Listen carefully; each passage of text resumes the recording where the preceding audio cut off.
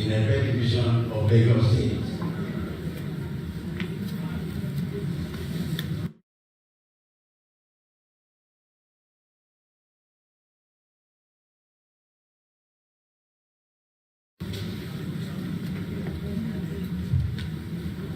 Your Imperial Majesty is the congratulation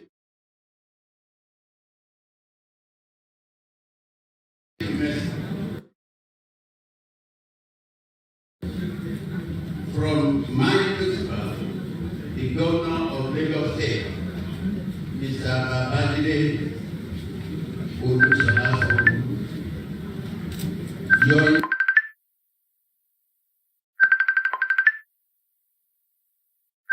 Imperial Majesty Oni Adeyeye Babatunde Enitan Ogunwusi Ojaja Second.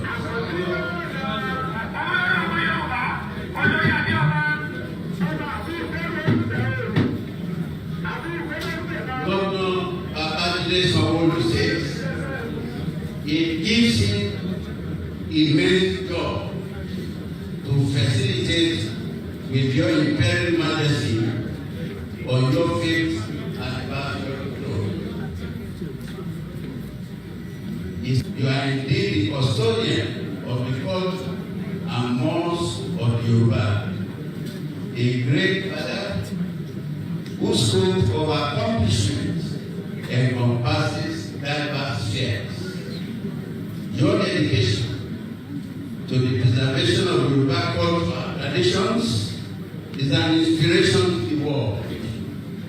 You have consistently demonstrated an uncommon passion for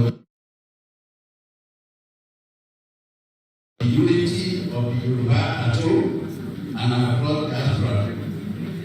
A daunting task, no doubt, but also a feat I strongly believe will be part of your legacy. In only 5 years as before your official, you have earned your place in history as a patriot, peacemaker, bridge builder, beacon of unity, a rallying force, not just for the Yoruba race, but also for the entire nation and the Black world. Your emergence has come at a very auspicious time, an era when our country, states, and traditional institutions, more than ever before, require leaders with a great sense of purpose, intentionality, and the ability to guide the people along.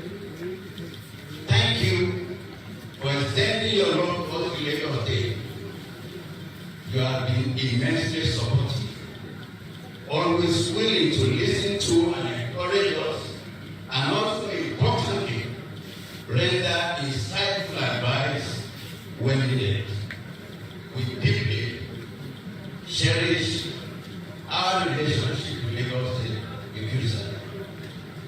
As you celebrate your 5th anniversary, I wish you many more years on the imperial throne.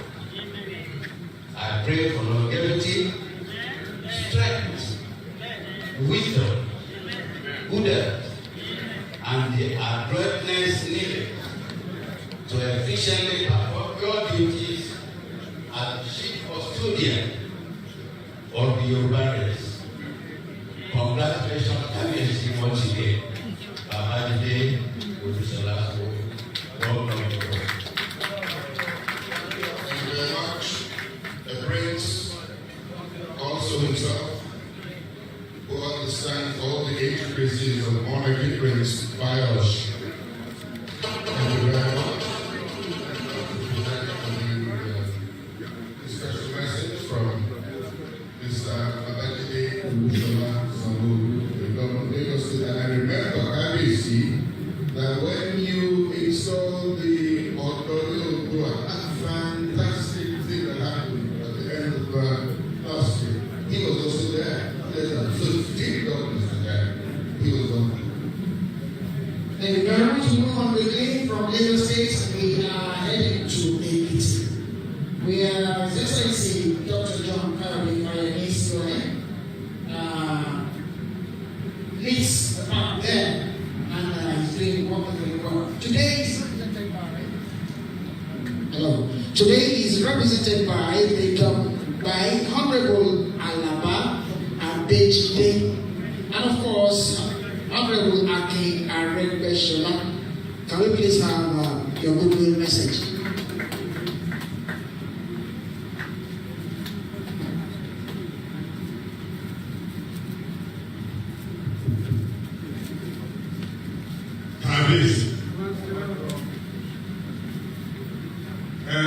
Ilẹ̀ Yorùbá lára Yorùbá ní sọ àbí òdà bẹ́ẹ̀ ẹni tó bá gbọ́ kó sọ.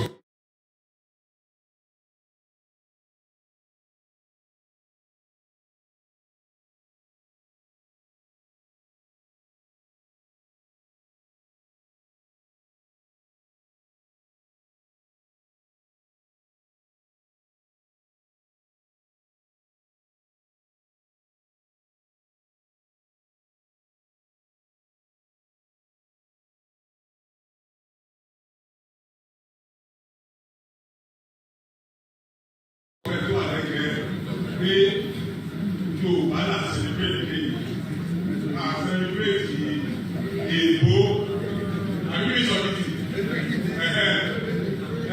Kábíyèsí ikú bàbá rẹ̀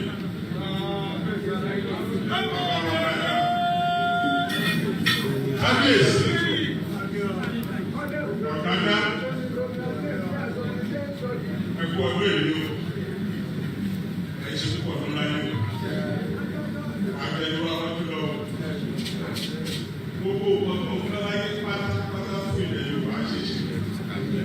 Nírọ̀rùn inú wa máa ń lò bàbá kiri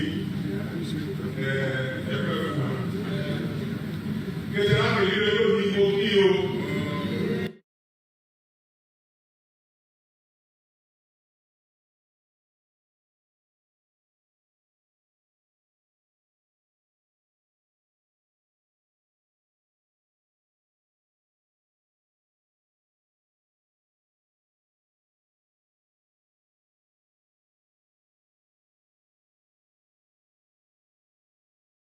Èmi tí ní kí o, láàbí máa ẹbí lọ́dọ̀ ẹni ní kí o.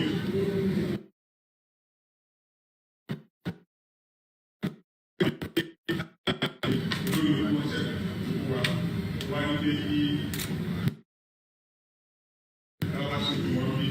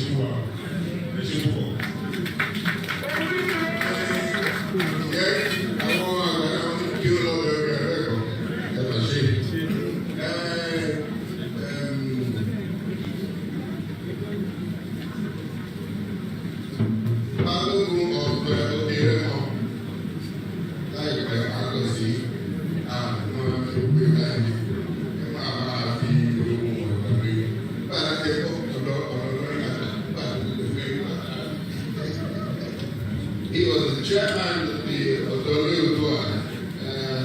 You're most welcome, sir. You're most welcome, sir. In fact, about this time yesterday, we were at the book launch of one of the world's most outstanding advertising practitioners. Torí àwọn bàbá wa wà ní kalẹ̀ ọba sàlá sàkáríyàwó owólabí ọ̀làdìbí ọ̀rọ̀gùn ti ìka ọ̀sẹ̀ká bíyèsí o. His Royal Majesty ọba Dr. Adékúnlé Àṣàmú Oyèyẹmí ní ọjọ́ bàbá jẹ́ jórúkọ tẹ́wọ́ balẹ̀ kìíní ọlọ́ba àti ọba ilé Ọ̀ṣun mo kí bàbá o. His Royal Majesty ọba Dr. Agbọ́adé Mákànjú Ọ̀ṣunṣọlá kìíní. Di arágbérí ti ilẹ̀ arágbérí mo kí kábíyèsí ọba ọpẹ́ o. His Royal Majesty ọba Adékúnlé Adéayọ̀ Adéagbo oore ti Ọ̀tún Èkìtì Paramount Royal of Mobaland Èkìtì oore ẹ má bínú bàbá oore Ọ̀tún Èkìtì ẹ ṣeun bàbá ẹ ṣeun. His Royal Majesty ọba Adétóyè ṣe Jayéọlá ọ̀nà oníbodè ti Ìgbòho òṣèká ẹ bá mi parí òṣèká bíyèsí o.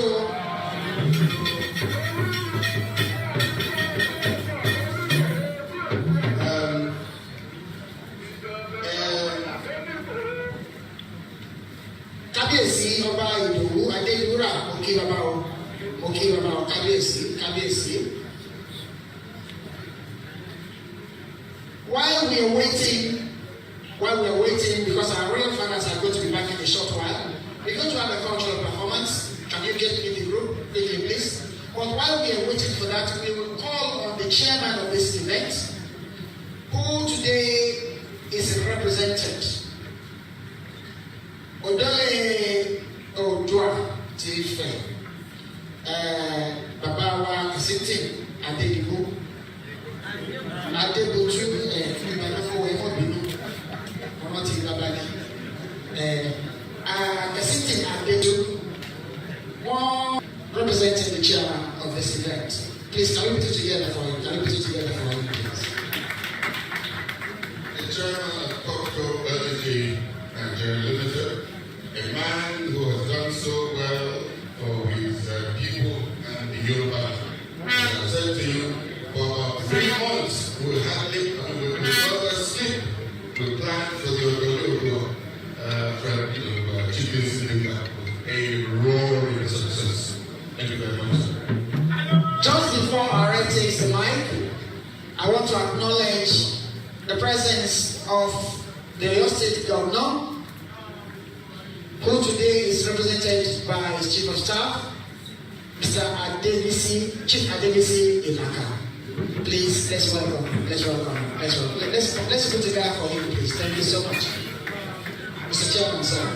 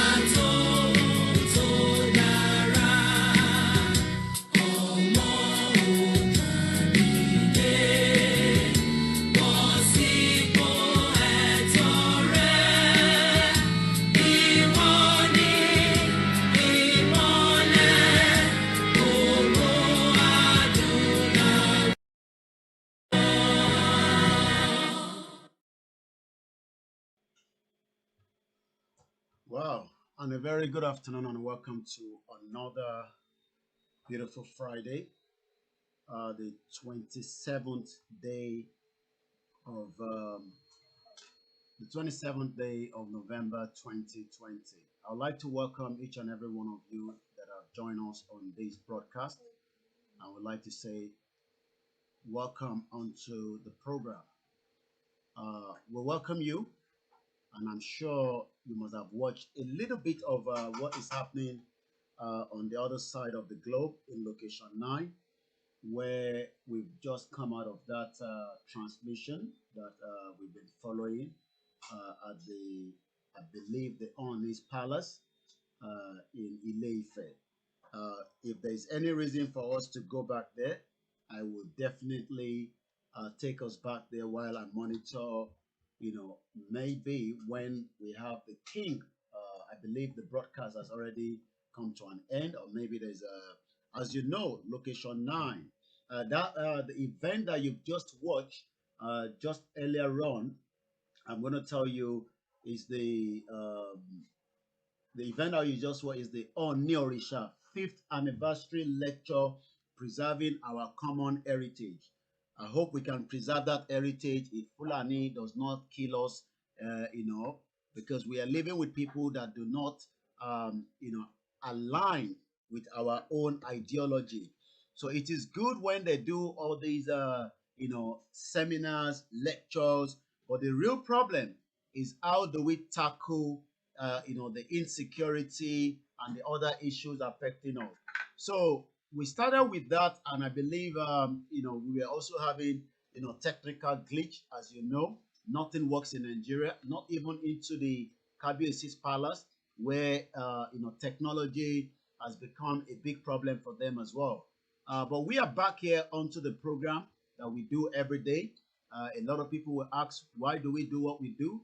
It's as simple as preparing the ground for what will eventually give us a better nation. A Yoruba nation is non-negotiable. So we appreciate when they talk about preserving our heritage. But how do you preserve an heritage where one of our king, a first-class king, was killed in a Yoruba land? How do you preserve that? We will go back to where we started yesterday, the House of Assembly. We will continue to focus on Lagos State. That was where we started yesterday.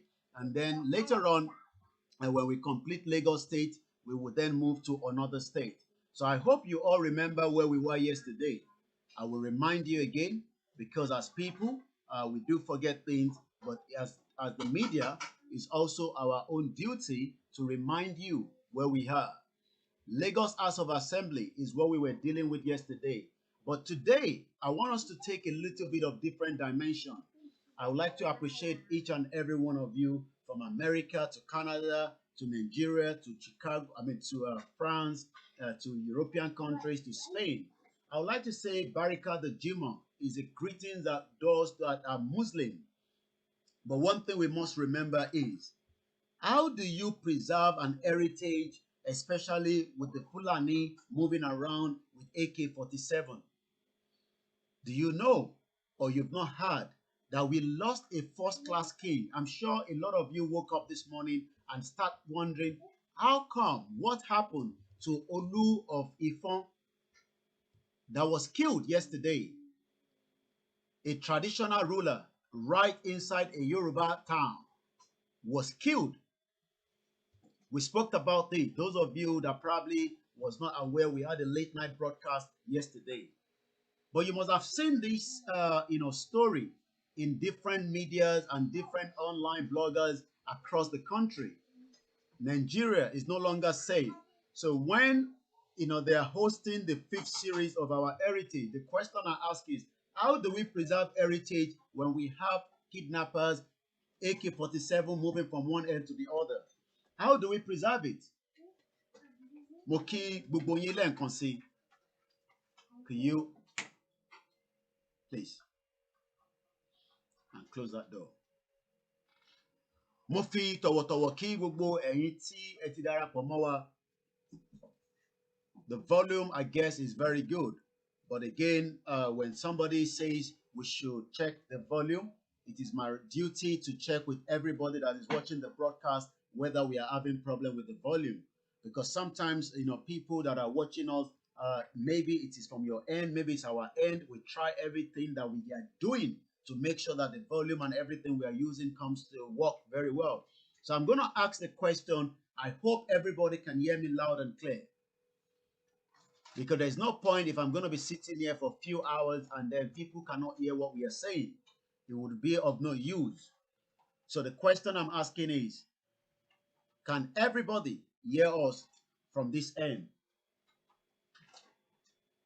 Once again, a very good afternoon and welcome to the broadcast. Okay, I'm told that the volume is very good on YouTube. Those watching us on Koikimedia say the volume is very good. I'm waiting for response. Yeah, Alaya Sulaiman Yusuf also say the volume is good on Koikimedia Odidua page. Rukayat Omawumi, my sister, Bobby Black says yes. But it is our duty. We are interactive. It's not like I'm talking at I have different channels that we are broadcasting to, and I can read every comment, even those on Instagram.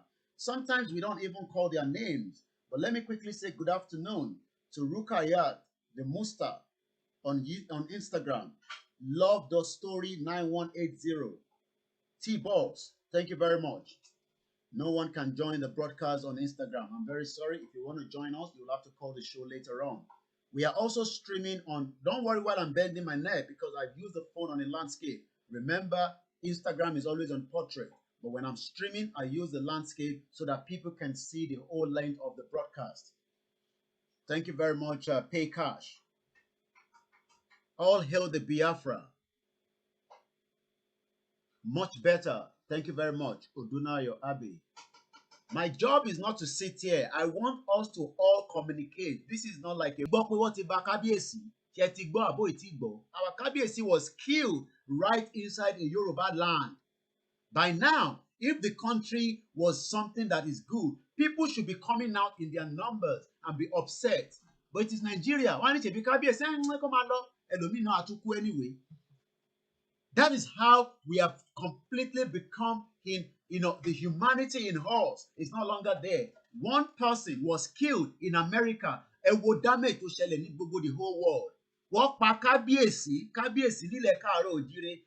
Tẹ̀lé mọ̀ pápáyàn. By now, even what they were doing in the honor of Ife's palace should have been postponed.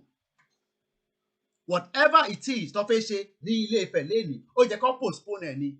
A Kabiyesi was killed, and yet they went ahead and have an event of the 5th series of our heritage. Which heritage are we keeping? Heritage of the paper gbogbo Adamu. Very sad news, you are right, Sylvia David. But yet, they were still going ahead with that event in Ile Ife.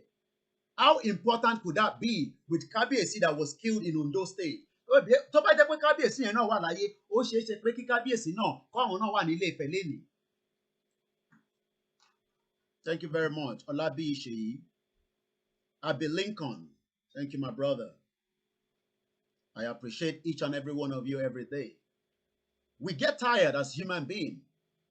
And that's why I was running a bit late. I'm just a human being like you as well. I said before, don't go to the toilet when a white man is there.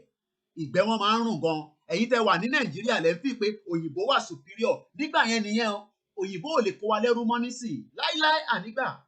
We will not tolerate a white man to continue to dictate to a Yoruba man in 21st century. We will not allow that. If our people at home continue to put them as superior, that is you because you have not traveled out of the country. They also go to toilet. Òyìnbó máa ń yàgbẹ́. Tó bá wọ toilet lóyìnbó, wàá kánlẹ̀. Tó bá tún wá jáde tẹ́ bá jọ pàdé nínú toilet yẹn, tẹ́ fi fọwọ́, àwa máa rẹ́rìn sí ẹ. Wàá máa wò pé àgbo gbádùn ṣá. Ìgbẹ́ tiẹ̀ rùn ju tèmi lọ náà. Èmi rò pé ìgbẹ́ tèmi rùn ni àfìgbà tí mo dé London mo realize pé ìgbẹ́ òyìnbó ó rùn ju ti dúdú lọ. But you at home, you have looked them as superior, as somebody that are much more advanced than us. Àwọn tó wà nílé ni kò jẹ́ ká gbé rí. The question now is, what is the role of all of our House of Assembly in Lagos State? What role are they playing in your own constituency? That is the question this afternoon. Love from Italy, my brother Rotimi Fash. We might be doing another GoFundMe raising tomorrow. Who is up for it? A lot of you wants to run away. Don't get scared. We appreciate you that are giving us money to continue to do what we are doing. And also those that are funding, the GoFundMe. Let it be there. It will be useful for us. Media needs money every day. We are spending money every day. Each time I look at my account, as the money drops in, it goes out. And let me tell you, the little that we are getting, we are also making sure that we document it as well. Even though some of them say, Yomi, you don't have to do that. We are giving you this money. Even the money, me personally, the money that people are giving me to say, this is your money. I am spending more than even what I'm getting. Every day. Because people are told that wants to work for us, they are not actually know the job we're doing. I'm not talking about any other person. I am talking about myself. The money that they are giving me personally is also going into this movement. Maybe I should have even said, maybe I should go and do something else. Early hours of this morning, those of you that think that maybe this boy just, this man is just sitting here every day. I had what I was doing before. It's called a media organization. What does media do? Media goes around and look for news and do different things. We try to look for business as well. Who is going to give a media business when I'm talking about Break Up Nigeria? You think Yoruba people is happy that I'm talking about Break Up Nigeria. But let me show you where I was, right? This was one of my trips as a media to cover an event in Istanbul. That same organization, I'm not sure they're going to be happy when I'm talking about Break Up Nigeria. Some of them are happy because they know that Nigeria is a shithole. I am asking today, what is the role of your House of Rep for your constituency? A king was killed, and yet another event is hosting in Ile-Ife. Who is deceiving who? A king, Ọba la mà pé, wọ́n pa ọba, wọ́n tún wá ní wọ́n host event kan ní Ile-Ife lẹ́nìí. That event should have been postponed to another day, just to give a due respect to the king that was killed. Bẹ́ẹ̀ ni mo sọ, Ohio rẹ́rìn. Ó mọ̀ náà, ìwọ náà tó wà ní Germany, tó bá wọ toilet pẹ̀lú òyìnbó, tó bomú ẹ̀ dáadáa, Ọlọ́run má jẹ́ kó òórùn tòyìnbó yẹn kó pa ẹ́. But you know that those at home, wọ́n máa fún òyìnbó ní more Fulani people that are crazy. We give up being able to expose into what we see. So when we talk, you say, come back home. You are mad. We have been at home for too long. That's why we run away, looking for another way to go out and look for better life. Come back home to come and do what? What we are sending home is more better than the Nigerian budget altogether. Do you know how much the diaspora is angry? But you know why? The same Oba maybe should have been talking about security. Hey, Oba, Aketi, mò ń pè ẹ́ o, security ilé yóò dá o. Do you know why? They cannot be bothered. Because Oba rò pé òun náà wà free. Àṣejọ kan máa pa Ọba. So in my lifetime, I will witness where kidnappers was able to kill a Yoruba king in my lifetime. And you say I should wait, I should not get upset. So that means, who am I? If they can kill the king, do you know, Ondo State, do you know that Ondo State is the corridor line if you're traveling out of the southwest? I was in Ondo State twice. So when I sit here, people think I'm upset, I'm angry. You get angry every day in Nigeria, and that is why we don't want to be part of Nigeria. Nigeria is a scam. A king that should have been complaining to the Ondo State governor for a very long time about the insurgency, the insecurity of the state. But does it bother? No. No. In my lifetime, Ọba máa ń kú ni, Ọba máa dàgbà, á darúgbó sórí oyè, àwa ni wọ́n ní Ọba wàjà. Àṣeyá tó máa gbọ́ ní 21st century pé wọ́n yìnbọn pa Ọba. Ìyẹn máa tún alágbára o. Come back home and do what? We don't need to come back home. We solved the problem even when we were home. That's why we all run away. Don't lie. Hey, shut up your mouth. Shut up your mouth. You run away. We all run away. Every one of us run away. Apart from those generations that they gave birth to in America, in Canada. Any other person before that generation, run away. Run away, run away, oh, run away. You looking at me now. You are probably waiting to run away as well. Shut up your mouth. Shut up your mouth. Say, come back home. Come and do what? You're mad. Or dead. I'm not fighting for Nigeria now. I was reading a comment, one of my videos. You know I read all the comments. I have time. I have time. Yeah, can comment. Only stop abusing Nigeria. You are stupid if you watch this video again. You are very, very stupid for saying that we should not abuse Nigeria. What is Nigeria? Do you know the meaning of Nigeria? It's the same Oyinbo man that you are still thinking that doesn't go to toilet. I say don't ever be in the same toilet and go and poo-poo where a Yoruba man is poo-poo. You will run away. Ìgbẹ́ tí wọ́n máa ń rò ju ti dúdú lọ ọ̀dẹ̀. Saying don't abuse Nigeria. Stop calling Nigeria shit hole. Shut up your mouth. Nigeria is more than shit hole. Ọ̀dẹ̀. Go to the toilet and go and sit down the same toilet with a white man. You will run away. Some of you that travel, if you go to the toilet with them, especially when you are travel, ó ti jẹ oríṣiríṣi, inú á máa rú gbùrù ni. Tó bá wọ toilet pẹ̀lú ó máa sá jáde ni. And that is the same people. Fulani were ready to give more contract. 419. So now we know that Lai Muhammad, Baba Kwara, so the son is also part of House of Assembly. We will deal with every one of you before we break away. Mad people all over the place. Come back to Nigeria. That one was that person was defending Nigeria. Do you know that there are so many people that their brain, they thought that we are the one that has problem. Look, I can live in this country. Let me show you. Look, I can live anywhere. But for now, I am living here. And I've lived here for over 2 decades. I have lived here for 22 years. Don't you understand? I schooled in Nigeria before I left Nigeria. For now, they are begging the old student association, come and help us support Abeokuta Grammar School. Come and help us support Abeokuta Grammar School. There's no lab. Do you know that every one of us have been funding our school that the government is meant to be funding? Have you ever thought about that? When we break Nigeria, I am ready to sacrifice media house for this very long time to make sure that we promote the Yoruba nation to the world. Some of my colleagues have even run away from me. Because you are spending money that is meant to be part of the government to look after the school. A lot of you are doing the same thing.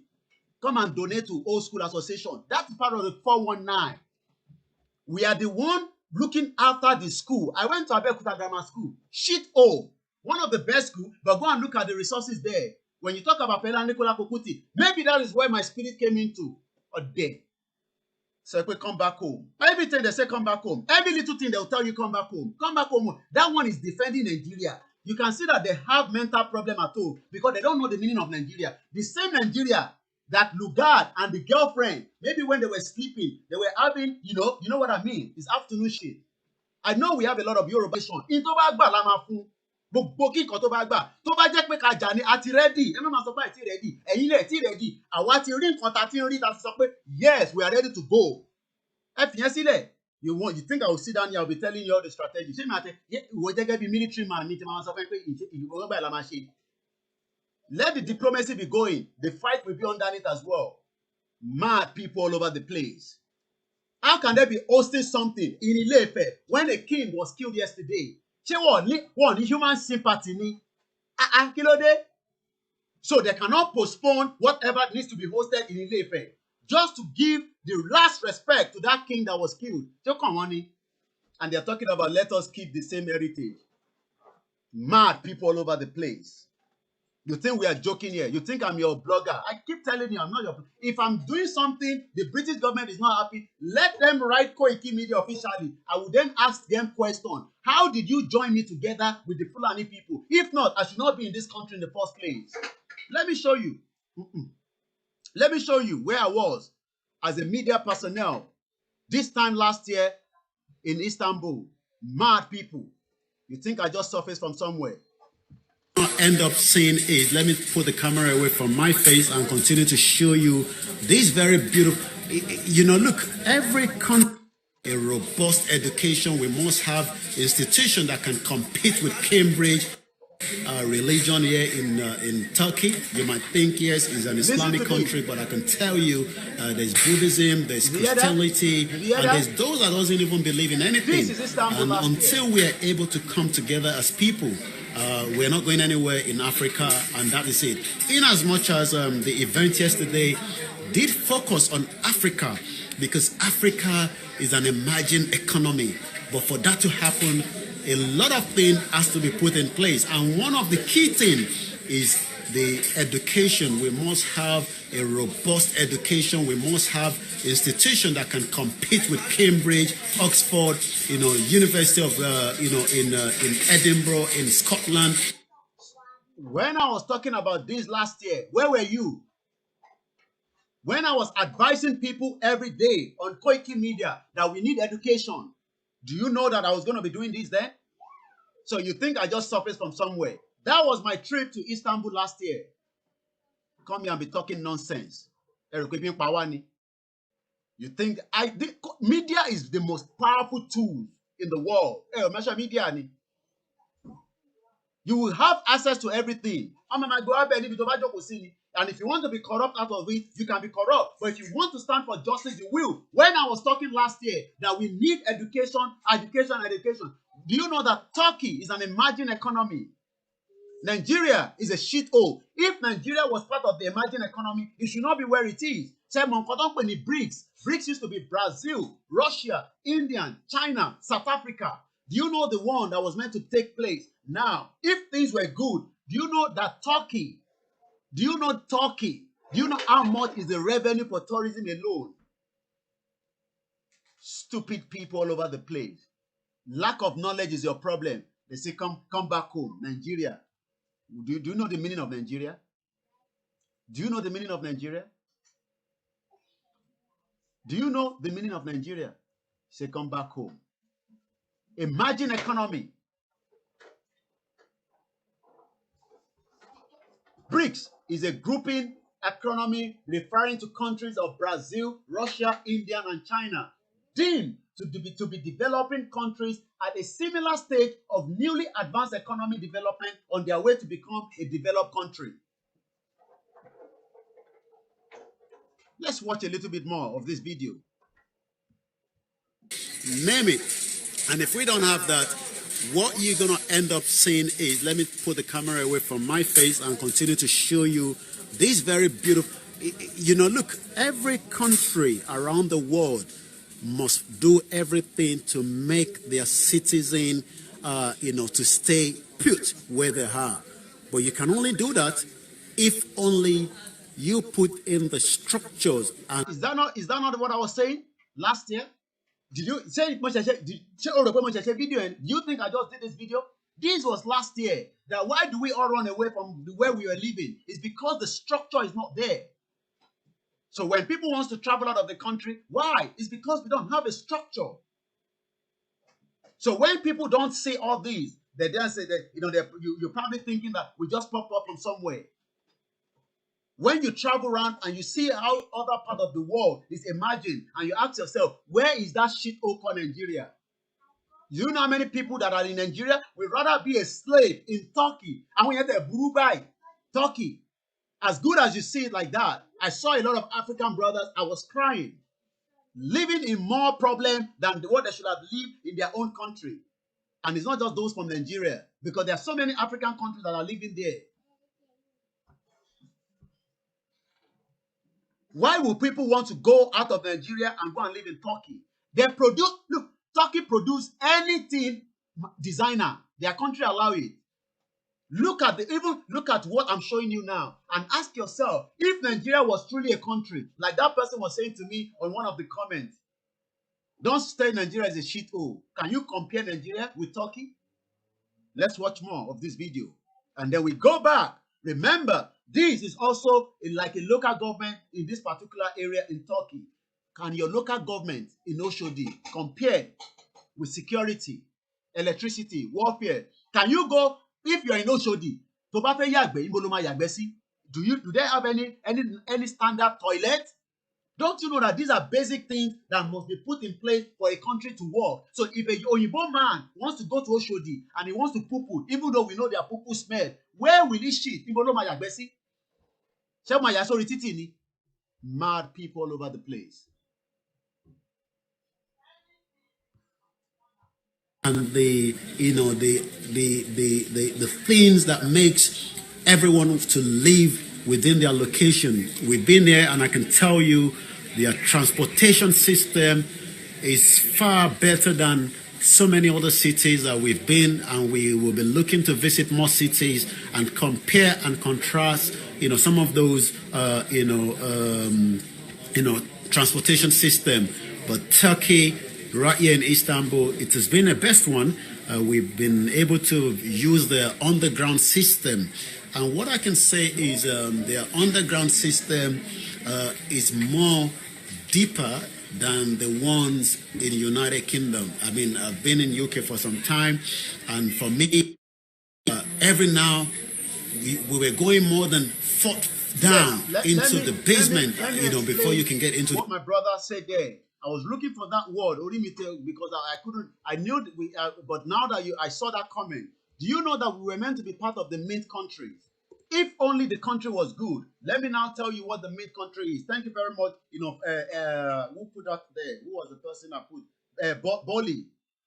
These are people that follow conversation. When I'm talking, you also start plotting it and put the comment. I will read it. I was looking for that, but that's why I was already scrambling on my system here. We had what they call the BRICS. Let me show you. I already explained to you what the BRICS is. Let me explain it again. BRICS was the last emerging economy. Now we should be going into the mint, but the Nigeria one has been giving more problem. Let us break it so that we can have Yoruba inside it. Let me tell you what the BRICS means. Again, BRICS is the acronym coined to associate 5 major emerging national economy. 5. Out of that was Brazil, Russia, India, China. It was towards the last minute they added South Africa to it. The BRICS members are known for their significant influence on regional affairs since 2009. The BRICS nations have met annually at formal summits. Now, do you know that the mint country that should have now taken off? What is the acronym for the mint? Mint is the acronym that refers to 4 countries: Mexico, Indonesia, Nigeria, and Turkey. The investment firm Fidelity selected this country in 2011 as a group that they expect will show strong growth, provide high returns for investors over the coming decade. Do you think that Nigeria is still part of this? Stupid people all over the place. Because some of you don't even know all these things. If anybody wants to call in, let me give you opportunity to share your view if you understand what I'm talking about now. This is how investors will want to come to your country or there. They will come to your country when a first-class king was killed. Just like that. Mad people all over the place. You don't understand what it means when we talk about looking at why an investor. We're not talking, look, when we talk about investor, we're not talking about a proper diaspora, like a Nigerian that wants to come back home and invest. We are talking about people that want to bring in trillions of dollars to come and invest. You know that Go-Kada, at least those of you in Lagos, it still go back again to the House of Assembly. When I'm still talking, we are focusing on our broadcast this afternoon on the Lagos House of Assembly. Do you know that if Lagos was very good, do you know that a man invested Go-Kada? All of a sudden, one day, they stopped that business. Do you know what happened? They end up collapse every structure that business had. Let me show you. Do you know that Go-Kada, the same way they operate in different parts of the world? I think it was Go-Kada, Go-Kada, Nigeria. Very business that came to Nigeria, all of a sudden, that business went bust one day. Ojo on the business here because of the stupid policy of that country. This is what investors look at. You think another person will come and invest in that huge amount of money or there? You don't understand why we are in a big shit. +4475 940 50979. Whoever understand what it means, mint countries, Mexico, Indonesia, Nigeria, Turkey. These were meant to be the 4 countries, but it was only that shit old country called Nigeria that is not performing at all. Call a spade. Nigeria is worse than shit hole. I think Babawa Mobad from Atlanta maybe wants to explain from his own side. Good afternoon. Ekabo Sorieto. Yeah, Sherry, go on there. She and have anybody walk around out. idiot, senseless tó wà ní location 9 yẹn. They don't want to understand and they will never understand. So it's better we just leave them alone and we continue the journey we started. Like you said, last year, wearing on these vibes. And a lot of us that came on board with you 2-3 months ago, we knew where we were, what we were doing, but the energy, the spirit popped out in us and we joined. We came on board. Sherry, America, for example, that the whole world is enjoying now. Only 5 people came together and decided they want to free themselves from Britain. And out of the 5 people, only Thomas Jefferson wrote the original Declaration of Independence. So these 5 people led American freedom from Britain. So we don't need everybody in Yoruba land to get us to our destination. Okay. You don't need everybody in Yoruba to understand what we are fighting for. The very few people that Eledumare, the big space in Yesenino, they just continue.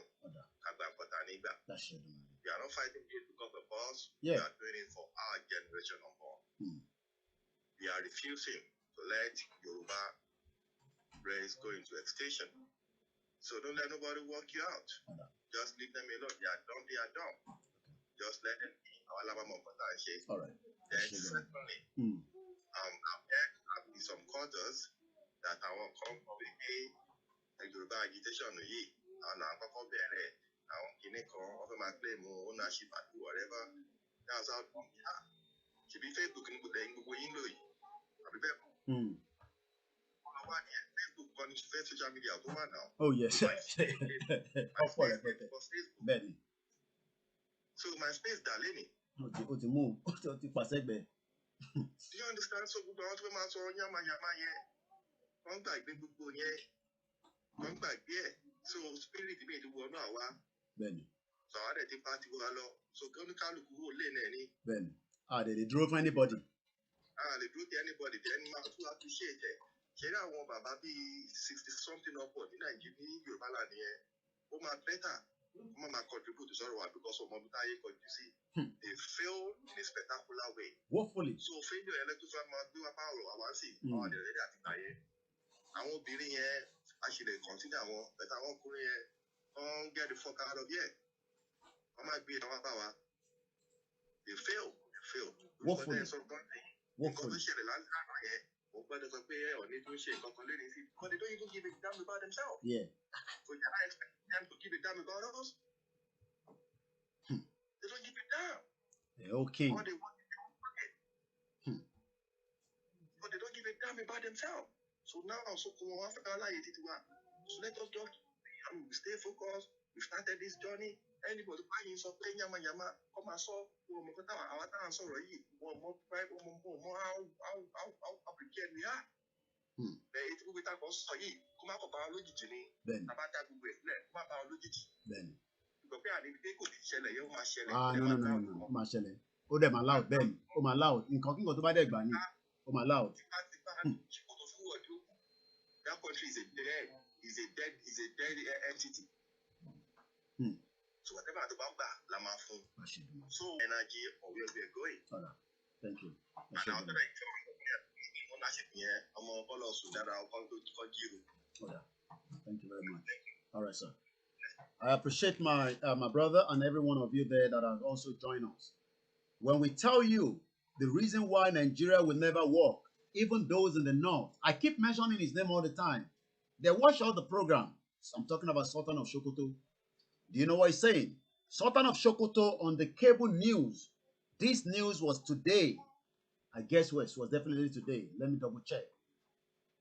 The news is right on the cable website. 27th. Can you see? Yeah, it's there anyway. 27th.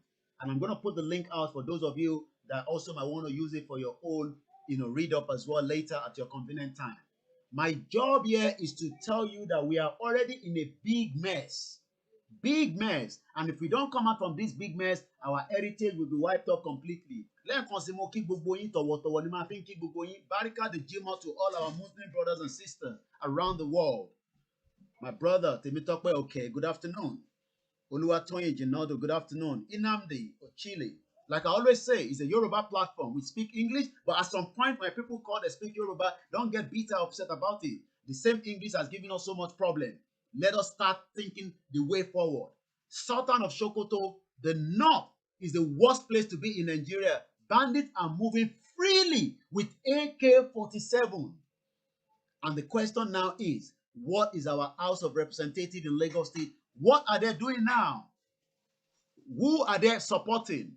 I know there are so many of them that probably will want to be part of a Yoruba nation. How come you don't move the motion? Kí ló ń bẹ̀rù fún gan? Ṣé ikú yìí náà ló ń bẹ̀rù fún ṣá? If we can be saying that we want a Yoruba nation, what are they scared for? But do you know what? They can't do anything because they are part and parcel of the problem. Sultan of Sokoto is telling us that Fulani bandits are now moving freely with AK-47. Ẹ̀yin tẹ́ wà ní north, make your way back, I'm telling you, before it's too late. It will happen. Yoruba coalition is in the government, Nigeria with APC. First impression of Amotekun is bad. Even if the federal government do not give our king a security, where is the Amotekun? Remember there was Amotekun in Ondo State recently. Ẹ rántí, the Amotekun, right? Amotekun tí wọ́n display just before the Ondo State governorship. Ó ti parí Ondo State governorship nísìn, Àkẹ́tì ó ti gbé yẹn sẹ́gbẹ̀ẹ́. Ó ti gbé yẹn sẹ́gbẹ̀ẹ́ now. I'm sure you all remember that image, the display of our Amotekun. Now, what should have happened is this Kábíyèsí should have been given at least 3 Amotekun. Tabatẹ̀ sọ pé Ifá ò ṣiṣẹ́ mọ́.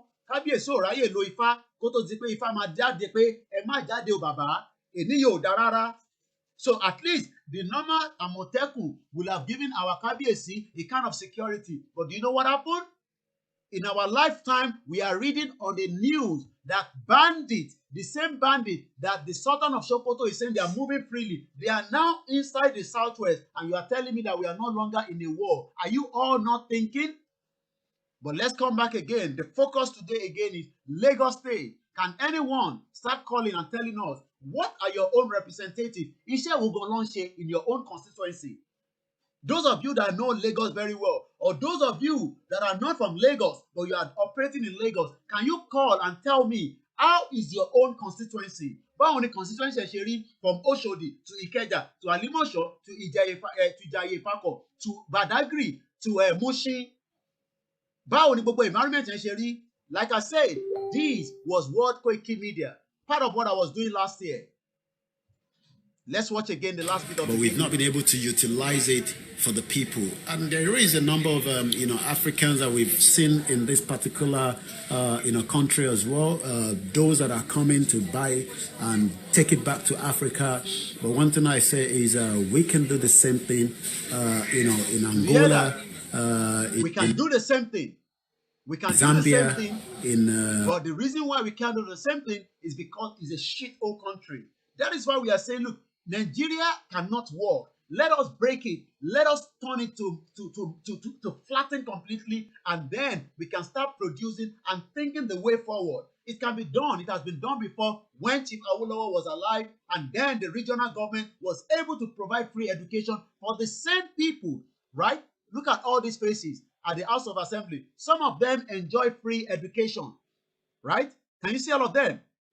From the one that was using COVID-19 palliative to distribute him, to the birthday party, to the one that is Lai Mohammed's son. Remember, Lai Mohammed's son was there as well. Ojú ẹ̀dá, right? Ojú tòun tẹ̀ ẹ̀dá, ojú ọmọ lè dà. Bàbá ẹ̀ máa sọ jábàjábà lẹ́nu tó bá wá sórí TV. Ọmọ Lai Mohammed is going to be our star focus. He's a star boy. Like Oshibajo, 419, Pastor Ruga, until he resigned. Call him short man devil. Until he resigned. He should take away that pastor from his name. I'm talking about your vice president. He's working with the Fulani against the Yorubas. If his conscience is clear, even on the death of Tolulope, the Pastor Ruga should have resigned immediately. It is done around the world. The boss person. But kò kíá now. Tọ́ba kíá ni wọ́n máa pa Kábíyèsí, wọ́n tún wọ́n ṣe nǹkan nílé Ifẹ̀ lẹ́nu. Kí ló bá máa ṣe? Kí ló bá máa ṣe nílé Ifẹ̀? Kini Oba Amashe, a king was killed in Ondo State, and they went ahead and host something in Ile-Ife. And they're talking about heritage. Àmọ̀tẹ́kùn, Akẹ́tì, ìyẹn ti kó wa lómi ọbẹ̀ jẹ, ó ti gáṣọ sí gbogbo wọn lọ́rùn. Baba Gosime. So they all pretended like the Àmọ̀tẹ́kùn was ready to fight, only for us now to know that Àmọ̀tẹ́kùn cannot fight any jack shit because the king was killed at the corridor of Akure. Let me read the story again to you. Bandits have shot a prominent traditional ruler in Ondo State, Oba Israel Adewusi, who was the Olufon of Ifon. Ifon is located in Oshi, local government area of the state in southwest Nigeria. Oba Adewusi was said to be returning to his hometown from Akure in the Ondo State capital, where he went for a meeting that he has done so many times. But yesterday was a bad luck for him with other frontline traditional ruler in the state. According to the source to China's television, that the incident occurred on Thursday, adding the monarch was shot at Elegbeke community. Let's Google what Elegbeke looks like, and you ask yourself whether there is a close security there. If not, the king will have not survived. But because Nigeria is a shithole, can you see? Let's see if we can get any image of that community. Nothing very fantastic. I guess we have a caller coming through. We are still focused in Lagos State. Oda Egbon Sote. Etonie. Ashedumare.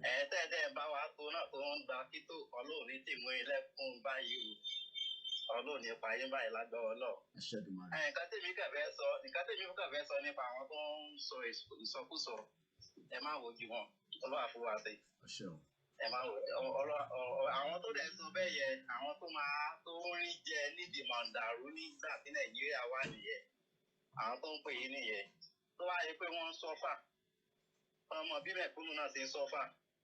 Àwọn náà máa gbèrò pé kí Yorùbá dá dúró because àwọn tó jẹ́ olórí wa nísìnyí lè sọ pé bóyá kánsílọ̀ ni ọ̀ sẹ́lítọ̀ ni ò tọ́ ọmọ wọn ẹyọ kan tó wà ní Nàìjíríà kò sí ọmọ wọn ní Nàìjíríà ìlú ìbò ló wà wọ́n wá ń kó owó Nàìjíríà wọn kò tápà àwọn fi tọ́jú fámìlì wọn àwa táwọn ń ṣiṣẹ́ gangan tá à ń wá owó yẹn fún wọn because wọ́n ń dowó ní school wọ́n ń da secondary school wọ́n máa lọ sí school wọ́n máa lọ sí primary ó máa sanwó àdíẹ̀dì ẹ̀ kò ní rí sẹ́sì ó máa lọ máa sọ̀kadà ọkọ̀ ló máa ṣe nǹkan mi tó yẹ pé wọ́n máa fún ní owó ní 15,000 lóṣù tó nìyẹn ẹni tó ní fámìlì báwo ló ti fẹ́ bọ́ àwọn fámìlì ẹ̀ kò àdúrà sí mi gbà ní lágbára Ọlọ́run.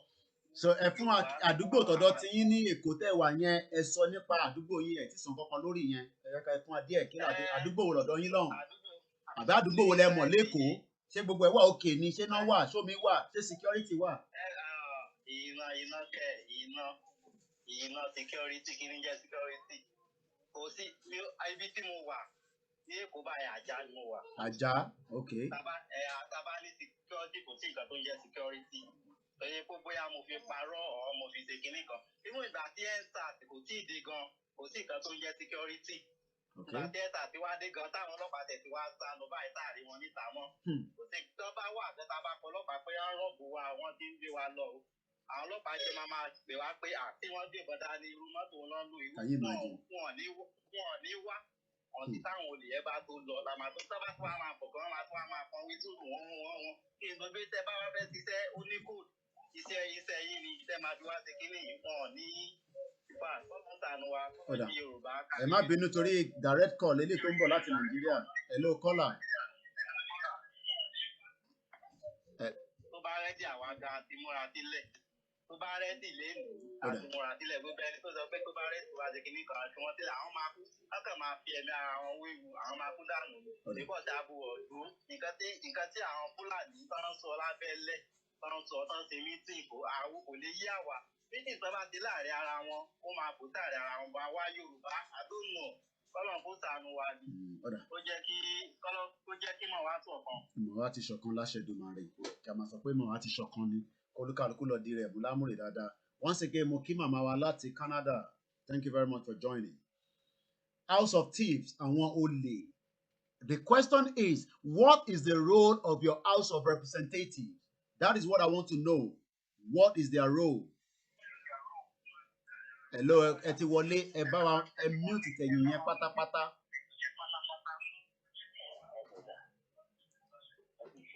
Àwa nìyẹn. Àṣẹ. Ẹ bá wa ṣe rí ìtẹ́ fi ń gbọ́ mi lẹ́yìn yẹn. Ẹ reduce it completely. Fóònù ìtẹ́ mú dání nìkan ni kẹ́ máa fi bá mi sọ̀rọ̀. Because echo wọlé padà láti inú yẹn kò jẹ́ ká gbọ́ yín. Bẹ́ẹ̀ni, ẹ ní láti máa gbọ́ra yín nínú yẹn. Fóònù nìkan ni kẹ́ gbé dání kẹ́ máa fi bá mi sọ̀rọ̀. He's having a big problem here.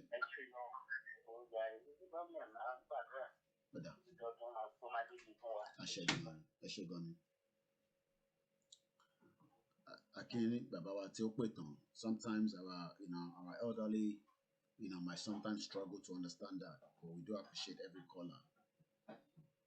House of Assembly, Lagos House of Assembly. The question is, what is their role in each of their constituency?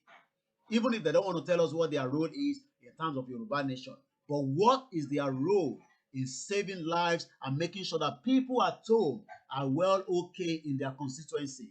Gbogbo ló dàbí expressway. But this one, the star boy among them, will continue to be our focus. Lai Muhammad's son. He was born 1980, 1st of August. He's married. Education, LLB, LLM, BL honors. Occupation, a lawyer and a legislator. Previously elected office. He worked under Tinubu because that company, I was able to find out yesterday during the course of this program. If you want to know his telephone number, only Lord knows if that number is working. His religion is Islam. Omoli. Your father is with 419, 1980. Let me make everybody laugh a little bit.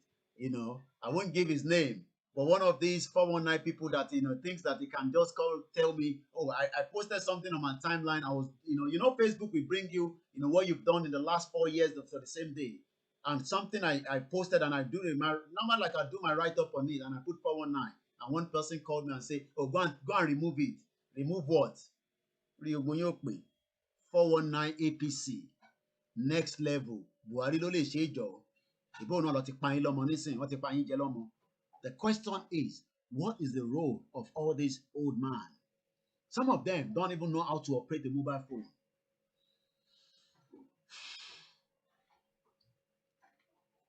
No volume. Mama wa Iyabo, bí a kẹ́ jáde no broadcast and come back in again. The volume is very good. Now, before we move further, we talked about the King one at the late night broadcast. If you missed that, you can go back and enjoy it. Coming up, Biafra found their agitation difficult because they are fighting alone. If all the southern states join together to fight this Fulani, it will be easier and faster.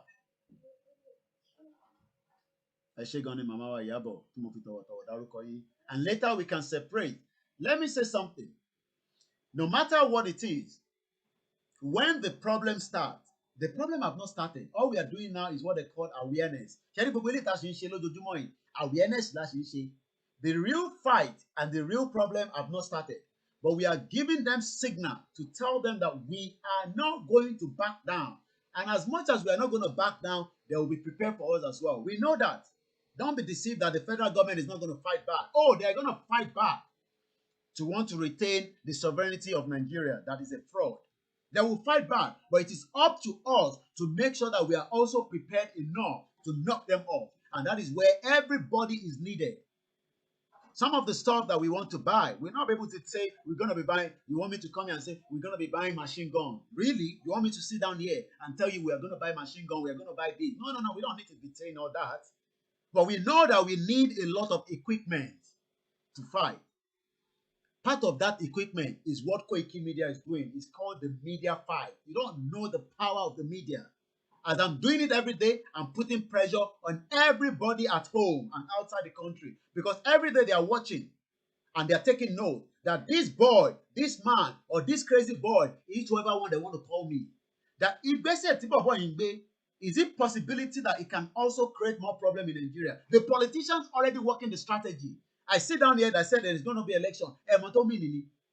One every month take election of any hold, but one thing is we will hold every one of them. Every these faces, we will hold them responsible. Every one of them. Every one of them, Nimoso. And we are not ready to back down. And we cannot negotiate this. Ijaya General, Otojo Meta. I meant to have called you back, but it's so busy with so many things. The volume of the calls and messages, can be overwhelmed. And I'm not joking. Because everybody wants to ask questions. Everybody wants to communicate. And those of you that say, petition and poll, don't let us give up yet. Go and sign the petition and poll. It is very quicker and faster. If you cannot get through to me, petition and poll, just go to koikimedia.com, because sometimes I might not respond to your message quickly, but eventually I will get to you, but it might take longer. Plug into Professor Banji Akintoye's strategy. It can work. Okay, what's that? The government is still busy creating problems. Oh yeah, they're creating more problems. So if you want to know how to sign the petition and poll, please go to koikimedia.com, where every information is there. You can also use that platform to donate to us. Yes, we need money. We say we don't need money. You think I'll come here every day and tell you we don't need money? Media needs money. Media needs money, especially we are fighting for agitation. But that is different from the one that we always ask you to go and donate. That is the GoFundMe. You must also contribute to that as well. It is our responsibility. We don't need to get money from the politician, because the politicians are not ready to give money to you anyway. They give money to you, they're going to ask for something else. You don't know how these politicians, they operate. That's the GoFundMe. It's currently £5,700. Nobody will have access to this particular fund. But the one that we are talking for, the Koiki Media, is a different fund entirely. You think we don't need money? You think I'm going to sit down here and tell you we don't need money? No, we need money. Tàbí fowó ṣe tó pọ̀ ni. Tẹ́ bá dẹ̀ lè fún wa ní irinṣẹ́, ẹ bá wa rà, kẹ́ kó lé wa lọ́wọ́. Aṣọ bí tẹ́ máa distribute sí. Lẹ́yìn tí nǹkan yé. Tó bá lè support wa fún yẹn. Gbogbo ìgbà làwọn èèyàn ọrùn mi ló wà lójoojúmọ́. Yes, we know that we can't get everything we need to fight, but we must also prepare to get so many things to prepare to fight. So donate. Give us handbill. Give us flyer. So every day as I speak to you now, our material has arrived in Plateau State. They've already sent me a message. So when you come on our website allows you to see everything you need to know, at least towards the Yoruba movement. That is our father. We respect him. He's still our father, our elder. Babawani, Professor Banji Akintoye. But that does not mean that we will not continue to operate on our own underneath as well. He wants a peaceful breakout of Nigeria. So be it. We won't fight. We will also prepare. We don't expect him to come and talk and say he's going to fight. You think this man is going to come? He's a professor. You want him to come, and then the government will start running after him. He's not going to come out and say he's going to fight. But people like me will come out and say we will fight, and we are prepared to fight. And let the government go and prepare. As I speak to you, our materials have already reached Plateau State. It's already in Plateau State. We are working around the clock with the little resources that we have. We are sending flyers. We are sending this. We are sending that. It's going to cost money. You think it's going to be free? And they are very happy. They are quite happy to receive some of those materials.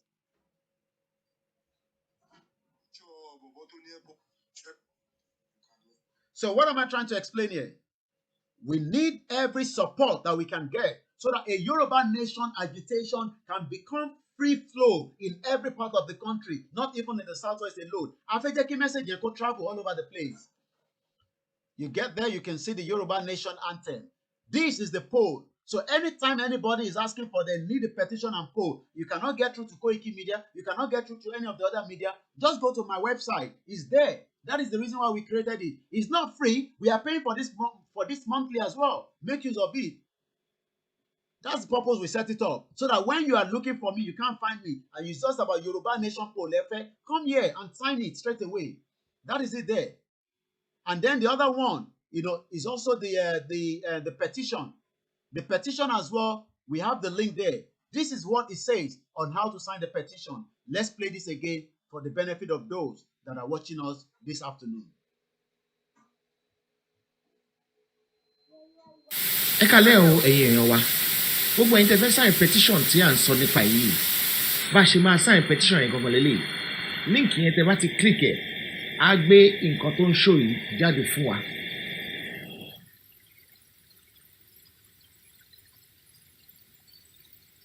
ẹ wá lọ síbẹ̀ ẹ kọ orúkọ yín sí orúkọ àkọ́kọ́ àti orúkọ bàbá ló wà ní ibi kejì yẹn. Orúkọ àkọ́kọ́ tí mo kọ síbẹ̀ yẹn mo kọ gẹ́gẹ́ bí ọmọ Odùduwà. Mo wá ní orúkọ bàbá mi jẹ́ Odùduwà. Nígbà tí mo kọ yẹn tán mo wá kọ email address mi ibi tí wọ́n fi ìwé ránṣẹ́ sí fún mi. Mo wá kọ sí email address mi yẹn á jẹ́ email address tí yín gangan lè máa kọ sí ibẹ̀ yẹn. Tẹ́ bá ti wá kọ email address yín tán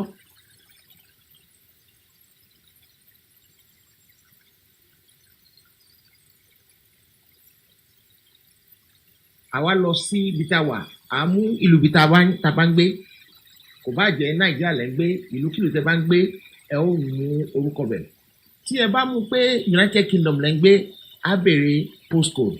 Tẹ́ bá mú pé America lẹ́ ń gbé á béèrè zip code. Tẹ́ bá mú pé Nàìjíríà lẹ́ ń gbé á níbo lẹ́ ń gbé bẹ̀. Bọ̀ nígbà tí mo mú pé Nàìjíríà mo ń gbé ó ní ìlú bo ni mo ń gbé Nàìjíríà mo wá ní Èkó ni mo ń gbé Lagos. Wọ́n ní ó yá ẹ fẹ́ kó sọ orúkọ yín ní o àbẹ́ ẹ fẹ́ kó ṣe orúkọ yín fún gbogbo ayé àti nǹkan tẹ́ bá kọ sí ẹ wá ní pé sign this petition. A wá fi orúkọ oríṣiríṣi àwọn tó ti sign petition yẹn àwọn tó ti fi owó sí orí ẹ̀ tán fún wọn lówó. Eléyìí kì í ṣe dandan kò pọn dandan pé kẹ́ ẹ fún wọn lówó tí ẹ bá sign petition yìí nítorí pé kì í ṣe dandan tó bá wù yín ni ṣùgbọ́n kí lẹ fẹ́ fún wọn lówó fún. A wá bèèrè pé tẹ́ bá fún wọn lówó àwọn aṣọ mọ̀ ẹ lè ní pé ẹ fẹ́ fún wọn lówó ẹ fẹ́ share petition yẹn instead ni tó bá wù yẹn lè share tó bá wù yẹn lè má share. Ṣùgbọ́n tí Yorùbá ṣe ọmọ àlè Yorùbá ọmọ ilẹ̀ Odùduwà kí ló tí ò ní share. Àwa ní a fẹ́ share. A wá bèèrè pé ibo la fẹ́ share sí. Àwa ní ṣé Facebook la fẹ́ share sí ni o àbá fẹ́ copy ẹ̀ àbá fẹ́ share pẹ̀lú Twitter àbá fẹ́ share pẹ̀lú email. Ní tó dájú bẹ́ẹ̀ ni copy ni. A wá sọ àwọn tó share lórí WhatsApp àwọn tó ṣe akọ gbogbo ẹ̀ fún yín bẹ́ẹ̀ yẹn ẹ̀yin náà wá copy ẹ̀. Tẹ́ bá ti copy ẹ̀ ẹ wá mú lọ sórí WhatsApp yín èèyàn mi kan lélẹ̀ èèyàn mi lẹ́nu yìí tó sáyẹn yìí bíbá mo ti pé èèyàn mi náà àti Dọ́pẹ́ Akérèlé Daniel Ọ̀sáwẹ̀ Ọlámídé Akọ́mọláfẹ́ ìkànnì sáyẹn yẹn gbogbo àwọn tó sáyẹn ẹ̀rú kan wọ́n bẹ̀ lẹ́ẹ̀kọ̀ọ̀kan nígbà míì bóyá bíi the last 2-3 hours. Tàbá ti ṣe bẹ́ẹ̀ yẹn ó ti tán nìyẹn o ṣùgbọ́n kẹ́ tó máa lọ á wá ní pé kẹ́ ẹ lọ sí ibi email address yín kẹ́ ẹ lẹ confirm pé email tẹ́ fi sí yẹn òótọ́ ọ̀rọ̀ ni ẹ wá lọ confirm email address yín tẹ́ bá ti confirm email address yẹn ó ti tán nìyẹn ẹ ti sign petition yẹn ẹ ṣé o àdúpẹ́.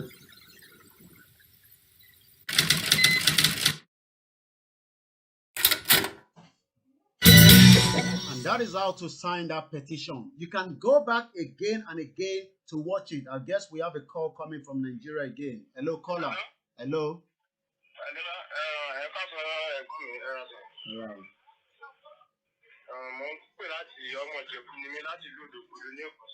Okay.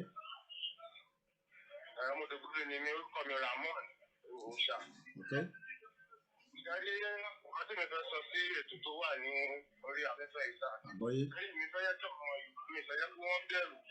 Torí pé gbogbo sẹ́ni tó máa lóhùn orí nǹkan tó ń ṣẹlẹ̀. Àwọn tó jà yín fọkàn sí pé irọ́ ni àwọn èèyàn yìí ń pa tí wọ́n fi gbàgbọ́ wọn tẹ̀lé nǹkan tó ń gbogbo ètò tó ń lọ yìí. Wọ́n máa bá kókó tó yé wọn kó tètè dá máa yé wọn sìn lórí mo gbà pé àtẹ̀tẹ̀ ti mọ̀ ṣọ̀kan náà. Mo bá yẹ kí ṣọ̀kan yóò jẹ̀ nígbà làwọn ti wí ni wọn. Ṣẹ́ni pé akẹ́tẹ̀sí yẹn wọ́n jẹ́ yìí lọ́ ṣe nǹkan ní ìyọ̀kùn ní ìfẹ́. Wọ́n ká ìwà fún ìlú tó jẹ́ pé wọ́n mú ìwà àti pé àwọn ilé yẹn rú àwọn ni. Mo jẹ́ pé láìpẹ́ láì jìnà àwọn nǹkan tó fẹ́ máa rí. Ẹ ṣé gan ni. Àgbọ́yé.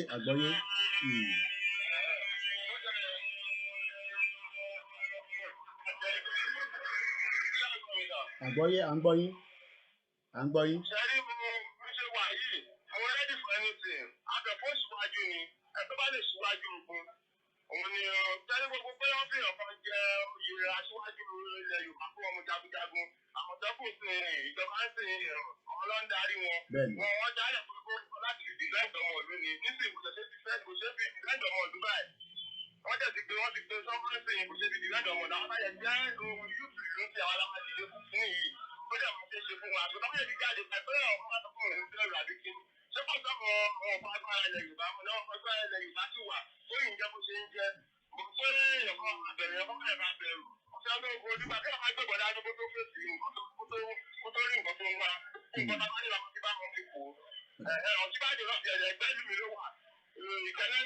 Momo.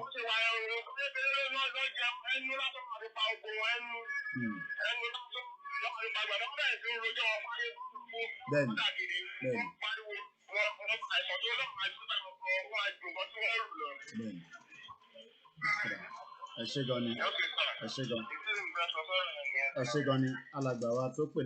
You can see the kind of noise at the background all the time. Let me make everybody laugh a little bit. I'm sure you've seen this guy all the time. I enjoy him each time I see him as well. Let us watch it for a few minutes just to divert a little bit from the conversation, and I will come back to it as well.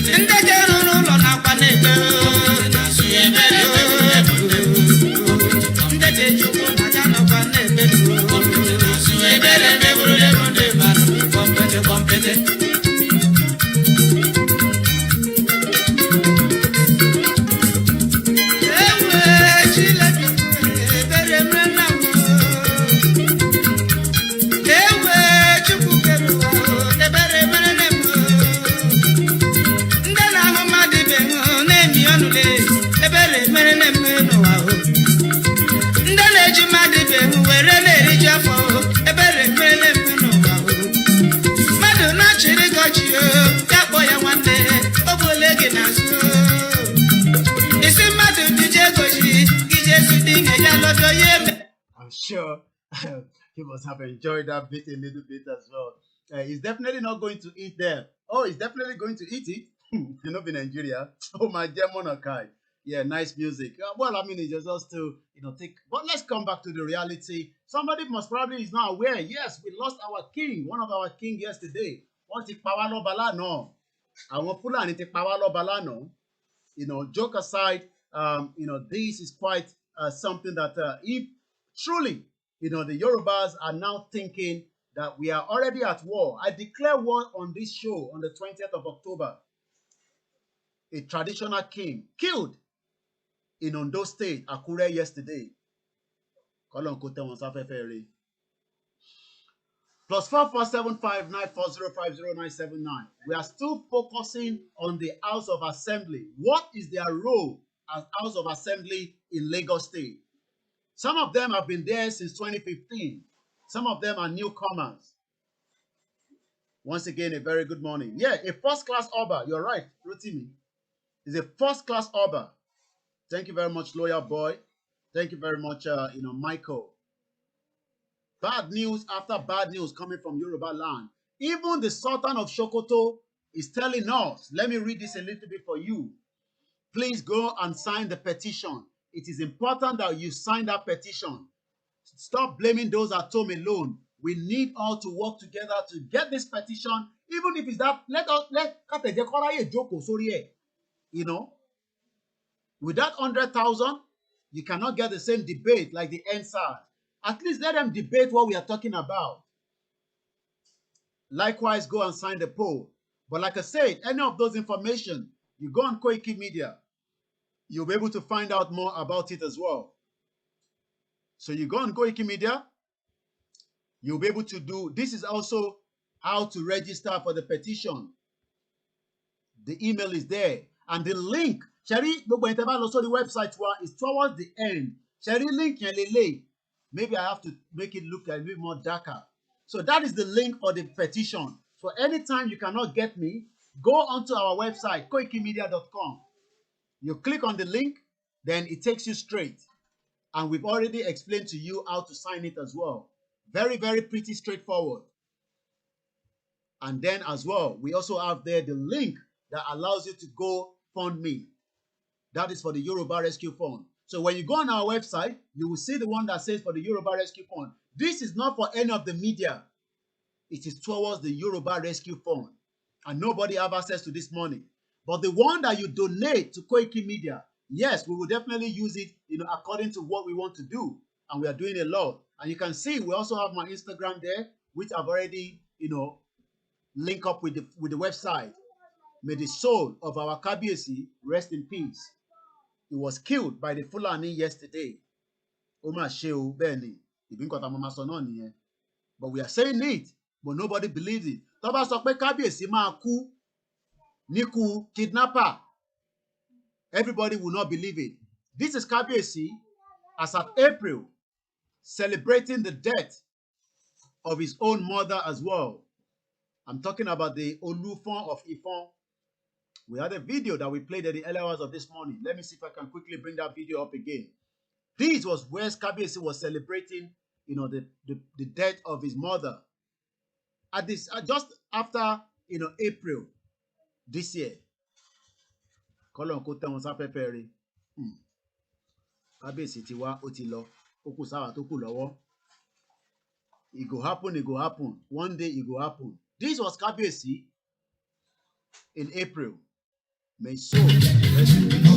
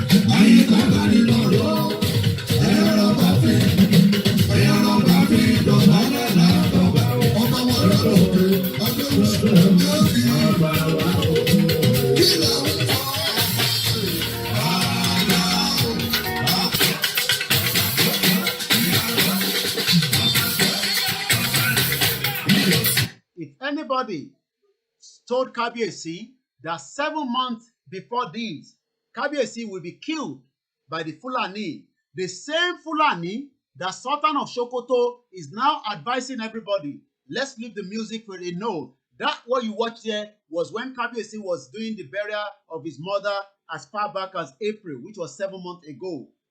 7 months ago, if anybody told Kabiyesi that you will be killed by Fulani, Kabiyesi Ajinwe. The same way I am telling you that you can be killed in Nigeria by a mobile phone. Some of you will say, shut up your mouth. It is not, you are probably just sitting down in London talking nonsense. But this took place right inside a Yoruba land, right inside a Yoruba territory. Let's now read what Sultan of Sokoto have to say. And I'm going to take a comment coming from YouTube by one of our followers. Sultan get double mouth. Is he not the spiritual head of Fulani in Nigeria? And Fulani bandits are killing Yoruba kings. I'm sure. I have told you so many times. Go and tell him that we will break away peacefully or we will go the other way around. It's as simple as that. So they can be moving around. Not worst place to be in Nigeria. Bandits are moving freely with AK-47 and they were able to use that same AK-47. Remember, bandit, the word bandit is the same thing that was used. Let me go quickly tell you the meaning of bandit. Even though we know bandit and Fulani and Boko Haram, they are one. But let's do a Google search and find out the meaning of bandit. What is the meaning of bandit? Let's go and find out the meaning. Is a plural, also bandit, an outlaw who lives by plunder, especially a member of a band of marauders, robbers, an enemy plane.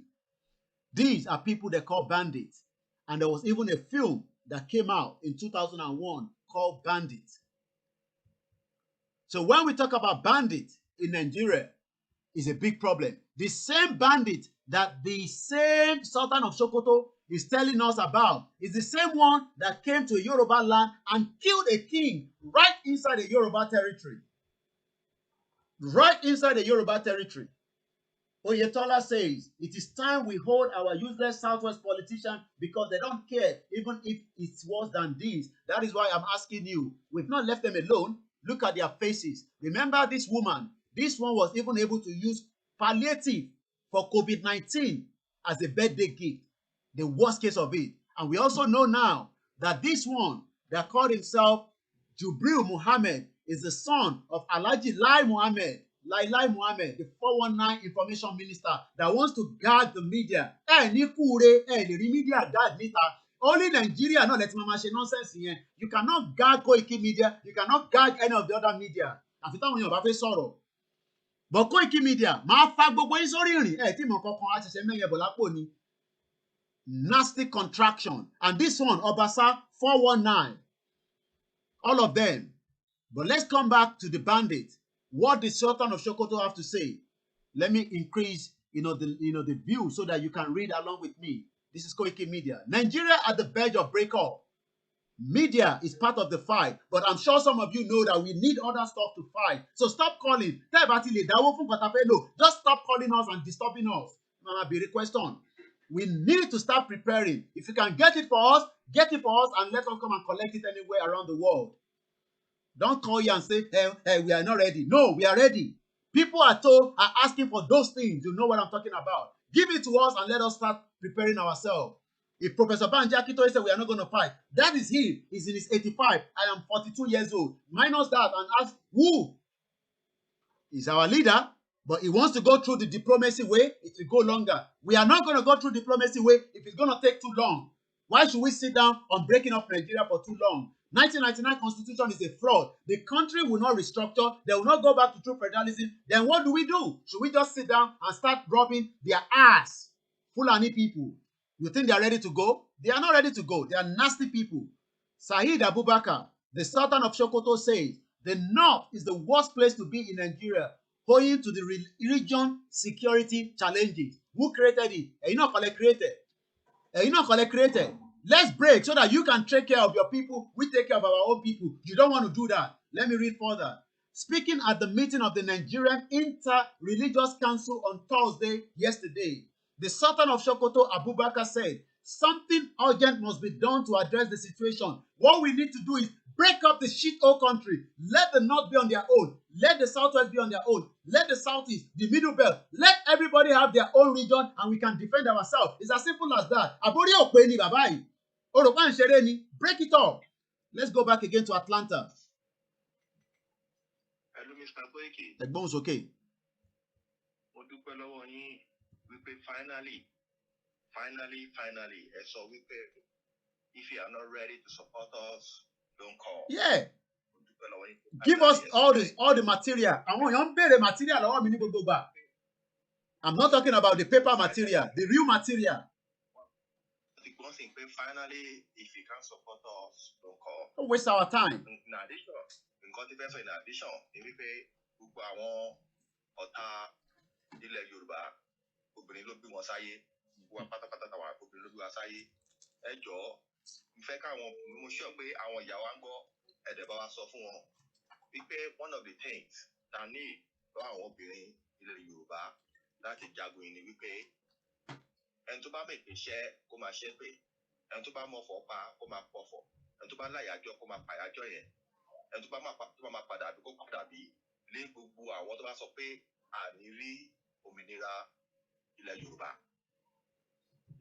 Bible says pray without ceasing àárọ̀ ọ̀sán alẹ́ òru kọ́ máa sọ wípé ẹnikẹ́ni tó bá ní àní rí Yorùbá wa gbà ó jọ́ fọ̀ ní kọ́ pa fọ̀lẹ́ lórí ó jẹ́ àyájọ́ kọ́ pàyàjọ́ ó bó jẹ́ pé kò ṣe pé bó já dàbí kó padà bí lé wọn lórí lára ìjà táwọn máa jà fún wa nìyẹn.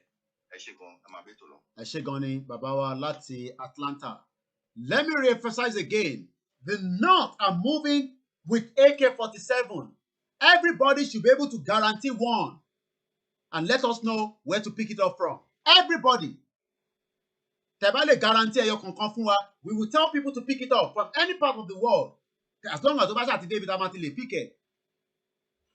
Some of you have the money. And if anybody think I'm joking, call me and tell me that you can give us something. That is what we should be talking about now. Àwọn tó wà nílé ó ti sú wọn. Tabata ní kọ́ ló máa jàjẹ́ sára. Ṣáàjẹ́ sára nìkan náà ló máa gbé sára ni. We are not joking anymore. We need serious money to start putting things in place. If the North, according to Sultan of Sokoto, are people moving with AK-47, yes, what in Jesara?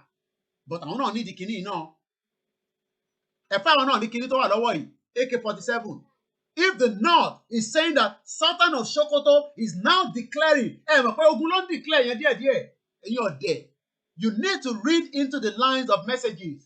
The Sultan of Sokoto is literally start declaring the war. Hey, Timon Kokon. He's telling us that you should be prepared for the invasion of the bandit. Is it not the same thing? Just yesterday, he declared his own today, 27. Lano, what pakabiesi? Ewani aiti bere ogun. Everybody, if you cannot give us one, keep that to yourself. Go and find out how much is the price. And you cannot find out there.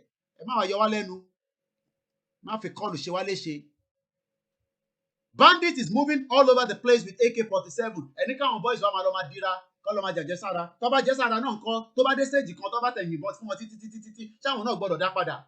Toba yìnbọn fún yan náà máa yìn padà ni. If somebody shoots you, you shoot back. It's as simple as that. So if you think that you are going to wait for, this 419, like Aketi, that presented Amotekun to us before the election, Ofigaga Maralu, Oba Wolopa Nisi, Oba Wolopa now, need the same Ondo State. Do you know that he gave Aketi recommendation, this man that was killed yesterday? If you can give us, tell us where we want to pick it up from. Give us the funding. People are ready to hold it, to fight. And to donate it. Then just give us yourself. You can donate 50 pieces, let us know. You can donate 100 pieces, we come and collect it. That is what I want to be hearing now. Whenever you are calling me, be saying that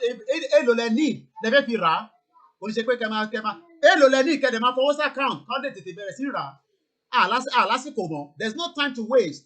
If they can kill our king like this in a Yoruba land, we should be prepared for the worst case scenario. If you are not ready to give us the money, stop wasting our time and calling the show and disturbing everybody. Let's go to Kenya.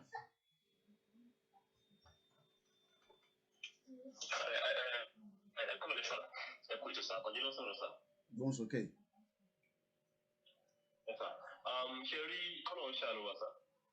Káwa náà ká ṣàánú ara wa. Bẹ́ẹ̀ ni o, ẹ̀yin ọba wa, ẹjọ́ ìdìde, ẹ̀sìn pé ìṣàwò, ó dàbẹ̀ ní wípé àwọn kan ń pè wọlé, àwọn kan message wípé our youth oníbàjẹ́ ni wa, wọ́n sọ̀rọ̀ sọ́wọ́ àgbàlagbà, wọ́n sọ̀rọ̀ sọ́ba. Ẹ̀yin àgbàlagbà náà kọ̀wé kan, ẹni ikú tí ó kojú gbà ẹni, òun ló pa fún yàn. So mo mọ̀ pé ikú ọba yóò fún gbogbo àwọn tó kù ló máa gbọ́. Tó bá wọn kọ́ dìde, tó bá wọn kọ́ máa dìde. Ẹlòmíì máa bá ìyàwó ẹ̀sùn lọ́wọ́ náà wọ́n bá yẹn, ibẹ̀ náà máa pa á mọ́. Tó bá kọ̀ pípa kò ní dìde. Kọ́lọ́ ṣàforíjì fún mi o, kò dájọ́ máa fi kú yọ̀yọ̀ o.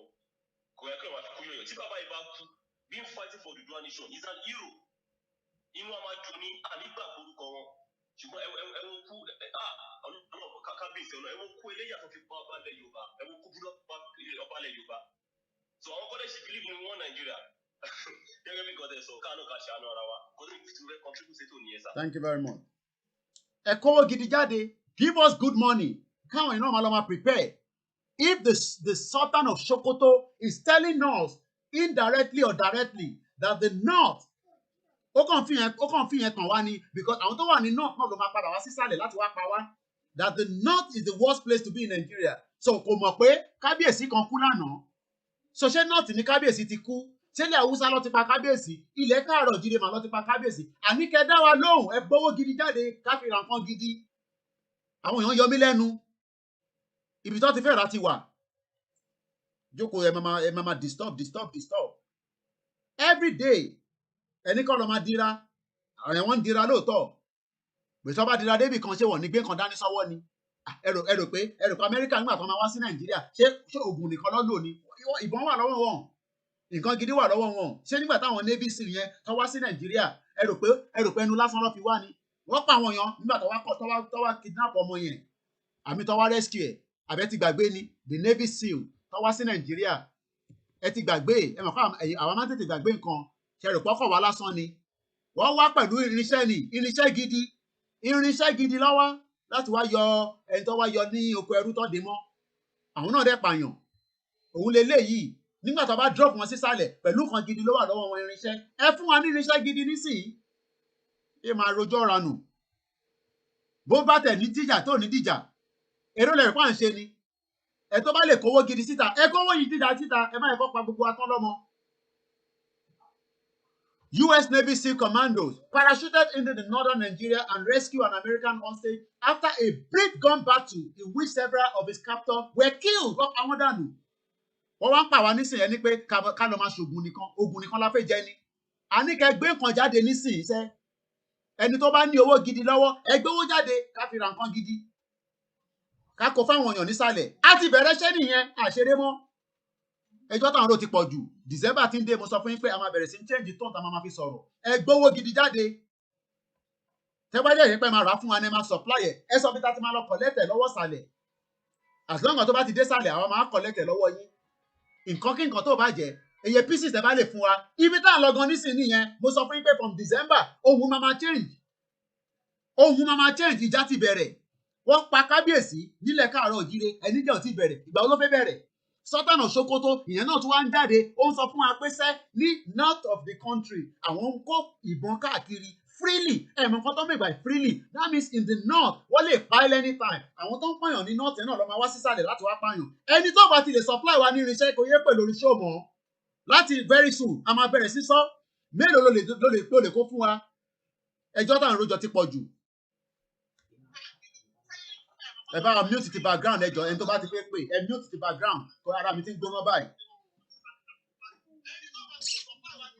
ẹni tó fẹ́ pè tẹ́ bá ti mute ti background a máa já yín dànù ni. àṣẹrẹ lórí ètò eléyìí ń ṣe Túndé Ednut eléyìí ń ṣe Linda Ìkejì a fẹ́ fọ́ Nàìjíríà lájókòó lé lórí nísìnyí mo sọ fún yín sẹ́ pé from December ó máa gbóná ni ẹ kórinṣẹ́ lé wa lọ́wọ́ a fẹ́ jà àṣẹrẹ sẹ̀ ẹ rò pa ń ṣeré ni ẹ fẹ́ kówó síta ẹ fẹ́ kó irinṣẹ́ síta ẹ fẹ́ sọ mí di arúgbó lórí ìjókòó ni ẹ rò pé eré ni mò ń ṣe níbí báyìí ni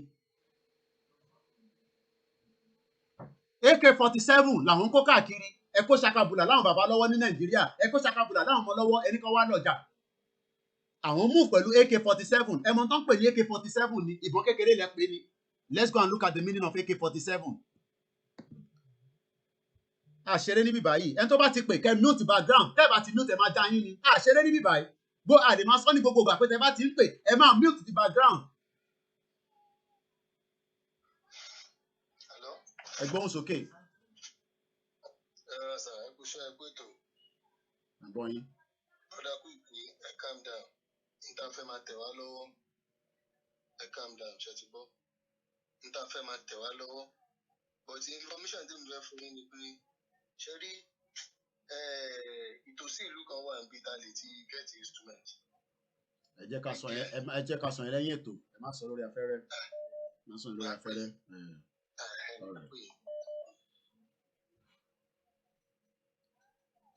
ó mọ̀ pé mo wà lórí ètò Táíwò kò tẹ̀ wọlé anyway.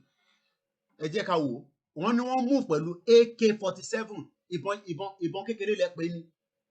àwọn bandits wọ́n move around freely mọ̀ mí ní nǹkan tó pè ní freely that means they are moving with this weapon without no challenge by the Nigerian government ẹ wá ní káwọn tí wàá máa kó ṣakabùlà dání sọ́wọ́ ẹ wá máa pe show ẹ máa pè káàkiri show ẹni ká máa ti jà sórí ìgbà tó bá wọlé sí wa lára kọ́ṣẹ́ kọ́ tún wọlé kọ́ tún pọ̀ bọ̀ mí àbí ìyẹn tẹ́ wa lọ́rùn. ẹni tó bá ti lè mú nǹkan gidi jáde mo ti sọ fún iṣẹ́ 6 months mi ti fẹ́ pé December ló máa pé àṣeré mọ́. ẹni tó bá ní nǹkan gidi ẹ sọ bí ta ti máa collect ẹ̀. Bandit kill Ondo State traditional ruler. Ó jẹ́ kí gbogbo Ondo máa gbóná báyìí ni. But who cares? Kò kàn wọ́n. Tèbí kò ń ṣe bàbá wọn ló kú. Tèbí bàbá oníbàbá ló kú.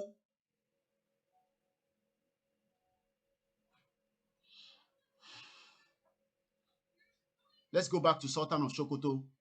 Let's read more. And today was where the story came out. November 27. Cable network. This is not Yeye newspaper. One more ton ṣe. Is on decode message jáde fún wa pé ká máa prepare fógun ẹ̀rù pa wá ń ṣeré. Tó bá ń sọ fún wa pé the north, àwọn wo ló wà ní north? Let me quickly play this video before I read it further. Ẹ̀yin ti gbàgbé what Dr. Obadia told us. Let me play that video again. Ẹni tó bá ti lè ránṣẹ́ fún wa, ẹ kówó síta, ẹ fi ránṣẹ́. Àtúní kẹlọ́mà prepare sílẹ̀. Ẹni káwọn ẹ tó bá ṣògùn títí ògùn nìkan náà ló máa gbé dání. Hello, sir. Hello. Yes, great, sir. Láti Ìjẹ̀bú Òde Sulaiman ló sọ̀rọ̀. Àwọn ti Ìjẹ̀bú ní ẹ̀gbọ́n sókè. Sir, mo rí kó ká yín lára, ó ká gbogbo wa náà lára. Àmọ́ ibi rere ló máa já sí, sir. Nípa ti Oǹdó tí ẹ ní bóyá àwọn èèyàn jókòó. Ẹ má bínú kì í ṣe pé àwọn èèyàn náà déédéé jókòó. Ṣé rí gbogbo àwọn bàbá yìí? Wọn ò ka gbogbo ọmọ ìlú. Wọn ò sábà ka gbogbo ọmọ ìlú kù. Wọ́n kàn máa ń tẹ àwọn ọmọ ìlú náà mọ́lẹ̀ ni. Kò sẹ́ni tó máa bọ́ọ̀yàn tí tó máa ṣàbúrú fún táwọn tó bọ̀ ní dìde. Ẹ wò gbà tí wọ́n pa Abíọ́lá. Ẹ wò báwọn èèyàn ṣe dìde. Mo kéré ńgbà yẹn ṣùgbọ́n mo tún ti dàgbà. Àwa máa lọ ń ṣàdúrà ní Abíọ́lá ńgbà yẹn. Láàárọ̀ kò sí ilé Abíọ́lá máa kún every weekend. Ó máa ní kẹ́ lọ ra pépà wà ní tó máa sáyẹ̀nsì tẹ́ bá sọ fún condition yìí fún. Ẹni tí ó tó kàn gbọ́ pé Abíọ́lá help èèyàn ó jà nínú ìjà yẹn. But most àwọn bàbá yìí kọ́ travel out kọ́ dé gbogbo kan tó bá kó dé kọ́ wọlé.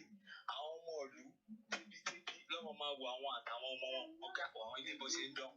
So kẹ́ni tí bá ṣe nínú fámìlì wọn náà wọ́n á gbójú sẹ́gbẹ̀ẹ́ pé ìgbà tó wà láyé náà àǹfààní wo ló ṣe. Bẹ́ẹ̀ ṣe ń ṣiṣẹ́ ọ̀rọ̀ yín dàbí Noah ànábì Noah ni. Ẹ ń gbé ọ̀pọ̀lọpọ̀ èèyàn sọ́kọ̀. Ẹ ti ń kan ọkọ̀ báyìí. Ẹ ti ń kìlọ̀ fáwọn èèyàn pé múra o, òjò fẹ́ rọ̀. Ṣùgbọ́n ọ̀pọ̀lọpọ̀ wọ́n ń jayé ọlọ́ba ẹ̀wò tó ń ṣẹlẹ̀ nífẹ̀ẹ́ sí. Lára pé bí Noah ṣe ń kìlọ̀ fáwọn èèyàn gbà yẹn nìyẹn.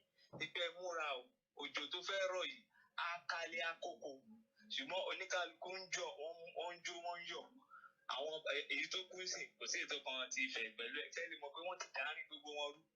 Gbogbo nǹkan tó fi máa sọra wọn pọ̀ tó máa fi jẹ́ ẹyọ kan wọ́n ti já. So kò sí bí ó ṣe máa pa aláàánú èèyàn tí yóò ní dìde. Àwọn ẹni wọn ò jẹ́ aláàánú fáwọn mẹ̀kúnnù. Òun ló ní kálukú ṣe kárí bọ́. Ẹ̀yin lè wò wọ́n pé aṣíwájú ilẹ̀ Yorùbá. Ṣé wọ́n sọ̀pọ̀tì nǹkan tẹ́yìn gangan náà ṣe fúnra ara yín? Ṣé wọ́n sọ̀pọ̀tì? So ẹ̀yin ibi tó tòsí ibẹ̀ náà lọ tún ti já wọn bọ́ yẹn. Ìgbà tó wà láyé ẹmọye mítì táwọn òun àtàwọn Fúlàní máa ti jọ ṣe.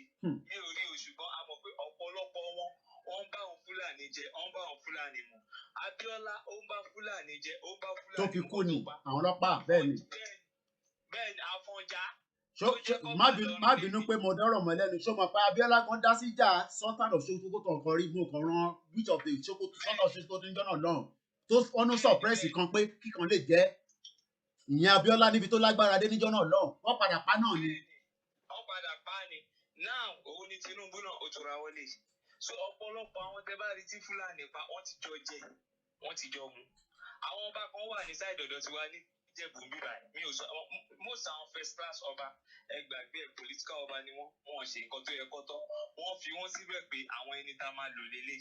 Àwọn ọba kan wà sáìdì wa ń bí táwọn èèyàn ní kò sá agbára ńlẹ̀ Yorùbá irọ́ ni. Mo ní àwọn ọba kọ̀ọ̀kan bí wọn ò lórúkọ ṣùgbọ́n tẹ́ bá ń wò wọ́n lójú lásán ìlú máa bà yẹn yán wọn máa tọ̀ sára. Tó dára wọn lójú. Wọ́n lè fọwọ́ sọ̀yà. Èmi ò rí Fúlàní ní sáìdì ibi táwa wà yìí àwọn Fúlàní tó wà ń bí lẹ́yìn kẹran wọn jẹ koríko kó máa lọ. Wọn ò dààmú wa. Torí wọ́n mọ̀ pé àwọn táwọn ibì kan wà níbi wọ́n ṣe ọdún kan bẹ́ẹ̀ wọ́n ń pè ní ọdún Àgẹmọ. Ẹni tó bá tó bẹ́ẹ̀ kó lọ wò. Àáfàá tó tíráyè àáfàá yẹn ayé ẹ̀ bàjẹ́ kó tó kù. Kẹ́lì mọ̀ pé nǹkan ó ṣe pé kò sí nǹkan. Ṣùgbọ́n àwọn tó ní nǹkan, àwọn ìjọba tọ́jú lówó, wọ́n ti pa wọ́n tì. Wọ́n ti mọ̀ pé àwọn ilé nǹkan tó dẹ̀ fi ń gba agbára ìbílẹ̀ lọ́wọ́ àwọn ọba ní pé tí àwọn agbára yẹn bá wà lọ́wọ́ àwọn ọba yẹn, àwọn ọba ò ní lè tẹríba fún àwọn politician pẹ̀lú agbára yẹn torí kò ní rọrùn. So òun ló ṣe rọra ń fi wọ́n síbi. So agbára yẹn ò ní sí mbẹ̀. Agbára yẹn ọwọ́ àwọn politician ló wá wá sí. Èmi mọ̀ Tinubu dáadáa àtàtúyà bíi 97, 98. Ẹ̀gbọ́n mi wà nínú àwọn tó lọ ṣe ayẹta fún ní Sango Ọ̀tà ìgbà tó fẹ́ pàdé Tafawa Balewa Square. Àwa náà ti gbá sọ́rọ́pù dáadáa. So kò sí nǹkan táwa lóhun tó ń ṣẹlẹ̀ nínú Nàìjíríà ìtààmú. Ṣẹ́fẹ̀mọ̀ òun la fi wò pé àwọn kan wà jẹ́ pé àwọn la máa kọ́kọ́ mú kúrò lọ́nà. Gbogbo àwọn Tinubu yìí sí torí lẹ́kọ̀ọ́ mo mọ̀ èèyàn kan tó sọ fún ìyàwó mi àṣà 3 years ago pé Tinubu ti ta gbogbo Èkó pé ká máa ogun sì máa ṣẹlẹ̀ o. 3 years ago òun ẹ wá wo nǹkan tọ́lọ́run wá ṣe Ọlọ́run wá gbẹ̀yìn sí ìta nínú ọdún yìí. Ó ní gbogbo Èkó kóhun tún lálàá òun lọ sọ fún Tinubu ní get out, what are you saying? Òun náà tún sọ mo sẹ́yìn kọ́kọ́ sí lórí WhatsApp máa yẹn sọ pé káwọn gbogbo àwọn tó wà Lagos Island kọ́ try wọn kò gbọdọ̀ support Tinubu pé tó bá yá gbogbo àwọn tó wà lẹ́kọ̀ọ́ yẹn pátá gbogbo àwọn ibi tá a ti lọ rajà ìta fájì ojú náà gbogbo ẹ̀ ló fẹ́ wó bíi márọ̀kọ́ tó máa sọ bẹ̀ di pé wọ́n fẹ́ sọ bẹ̀ di Dubai. Office of the shopping mall táwọn ìyàwó wọn nìkan ló máa ní àǹfààní ẹ̀. Wọn ò ní good mind kọ́kọ́ fún wa ṣẹ́rí tẹ́ bá rí ọba tó kú tí ò bá ti support ìkan tẹ́ yìí ṣe àkútúkú ẹ̀ lọ́nà ọ̀run kò sí ètò kan kò ń ṣọba ilẹ̀ Yorùbá nǹkan tí Fúlàní fẹ́ ṣe mo ti pè sórí ètò kan rí wọ́n fẹ́ ṣe tó ẹ pé tó bá máa wá wọn ní Fúlàní ẹgbẹ́ wọn tó máa mú wọn wá tó máa wá lé wá bó ṣe ṣe nílọrin àmọ́ kò ní débẹ̀ tí gbogbo ẹ̀ máa fi fọ́kọ̀. So nǹkan tí mo fẹ́ dá sí ẹ má ọba tó bá pa kò ṣe ti Yorùbá nìyẹn ó máa lọ́lọ́ ẹ̀. So bó ṣe jẹ́ nìyẹn sà. Mo sọ fún yín sẹ́ pé Ìjẹ̀bú ò ní gbà ẹ tí mọ àwọn ọmọ Ìjẹ̀bú à ní gbà fight to finish làwọn fẹ́ ṣe èmi ò gbéṣẹ́ ìdání for halfway fight to finish. Let's go to New Jersey where we have one of my callers as well. Ẹ káàbọ̀ sórí ètò bàbá wa. Mr. Koki ẹ káàárọ̀ o. Ẹ káàbọ̀ sórí ètò. Ẹ̀rọ akọ́lá ni ọmọ. Aṣẹ́dùmarè Aṣẹ́dùmarè. Àdúrà fún ilé ńlá 1 minute. Aṣẹ́dùmarè. Lágbára Ọlọ́run gbogbo struggle time champion yìí gbogbo gbàtọ́ Ọlọ́run bá ní kó ṣeé ṣe Ọlọ́run lè sọ ẹ̀mí yín nù. Aṣẹ́dùmarè. Lágbára Ọlọ́run jẹ́ kẹ́mi yín sọ ẹ̀mí fámílì yín ò ní sọnù lórí ẹ̀ lágbára Ọlọ́run jẹ́ kájọ jèrè lẹ́yìn ni o. Lágbára gbogbo àdúrà wa lórí Yorùbá nation Ọlọ́run á jẹ́ kó bọ́ sí nírọ̀rùn. Ní orí ọ̀rọ̀ bá tẹ̀ ń sọ yẹn mo fẹ́ sáré bọ̀ tírẹ̀sì ọ̀rọ̀ tí máa kan tó pé ń sì sọ tó lóun pè láti Jẹ̀bú Òde. Ẹ̀gbọ́n sókè. Mo fẹ́ sáré sọ̀rọ̀ nípa ọ̀rọ̀ bródà kan tó sọ̀rọ̀ tó lóun sọ̀rọ̀ láti Ìjẹ̀bú Òde. Bẹ́ẹ̀ni. Tó sọ̀rọ̀ pé bí ọ̀rọ̀ yẹn ṣe kárí lára bẹ́ẹ̀ lẹ́sẹ̀ sọ̀rọ̀ yes everybody agree that Adam kò bí ṣe padà rí náà nìyẹn torí Yorùbá ní pé ká lé ẹlẹ́yọ̀rọ̀ lọ́nà ká tó wá fàbọ̀ bá adìyẹ nígbà tó lọ́ máa padà ní kí Yorùbá ní sọ́kẹ̀ wá lọ́wọ́ ojú wo kara wa á lè jọ fìyà jẹra wa pẹ̀lú gbogbo àwọn rọ́bìsì tí àwọn leader wa ń sìn yẹn. Ẹ wo àwọn pípù yẹn láwọn tá à ń sọ pé wọ́n jẹ́ leaders wa. Wọ́n ń tẹnu mọ́ra pé gbogbo problem yìí ẹ wo ohun tí bọ́dà yẹn sọ. Ó ní àwọn pípù kẹ́sìpọ̀ di dákísára as ọba lọ. Mo fẹ́ mẹ́sàn ìlú tí mo ti wá Ìṣẹ́yìn ni mo ti wá. Àti ìlú ìsọba kan wọ́n kọ́ báyìí ní Adéyẹmí àti ìlú ìsọba yà bí like 22 years ago mo rántí.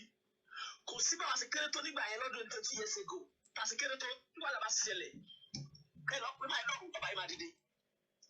Tí àgbàlagbà tó ọmọ kéré bá jẹjà nígbà yẹn ọba yìí ó stáìlì dá àgbàlagbà yẹn lẹ́bi pé fún ọmọ yẹn jẹ̀bi yóò wá sọ fún ọmọ ẹgbẹ́ ẹ ṣàṣẹ ọmọ ọmọ ìlú ogun wa lọ́la àlùsẹ̀ báyìí first class ọba lọ́ba yẹn onílù wa nígbà lẹ́dún tó ń sọ yẹn o àlùsẹ̀ ọba mi wá padà wá wọ̀ lù lẹ́yìn ìgbà yẹn wá sẹ́mu orúkọ táwọn bàbá ọmọ ìlú pé ọmọ orí mi ò jà rí wọn jà wàhálà rẹ wọn pè ọba yẹn ní ọba kìtò nítorí pé gbogbo ẹbí ló máa champion sọ́dọ̀ ìyàwó ẹ wọn fẹrẹ fún pé ìlú lẹ jẹbalẹ lórí kò ń ṣe family kan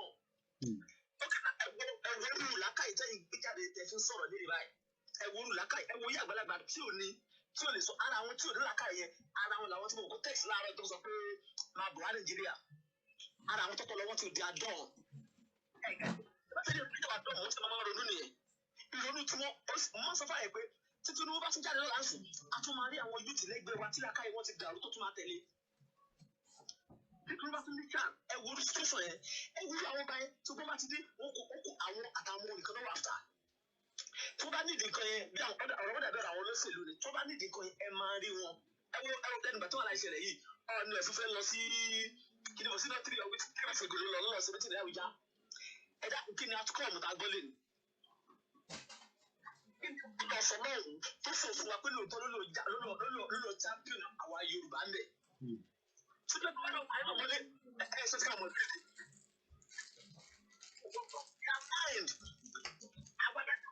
sọ̀rọ̀ lọ́hùn-ún tó yẹ pé ìjà fún àwọn èèyàn tó yẹ pé nínú ìlú láti máa kórè kẹrìnà nǹkan mìíràn máa lọ sí àwọn pípọ̀ yẹn.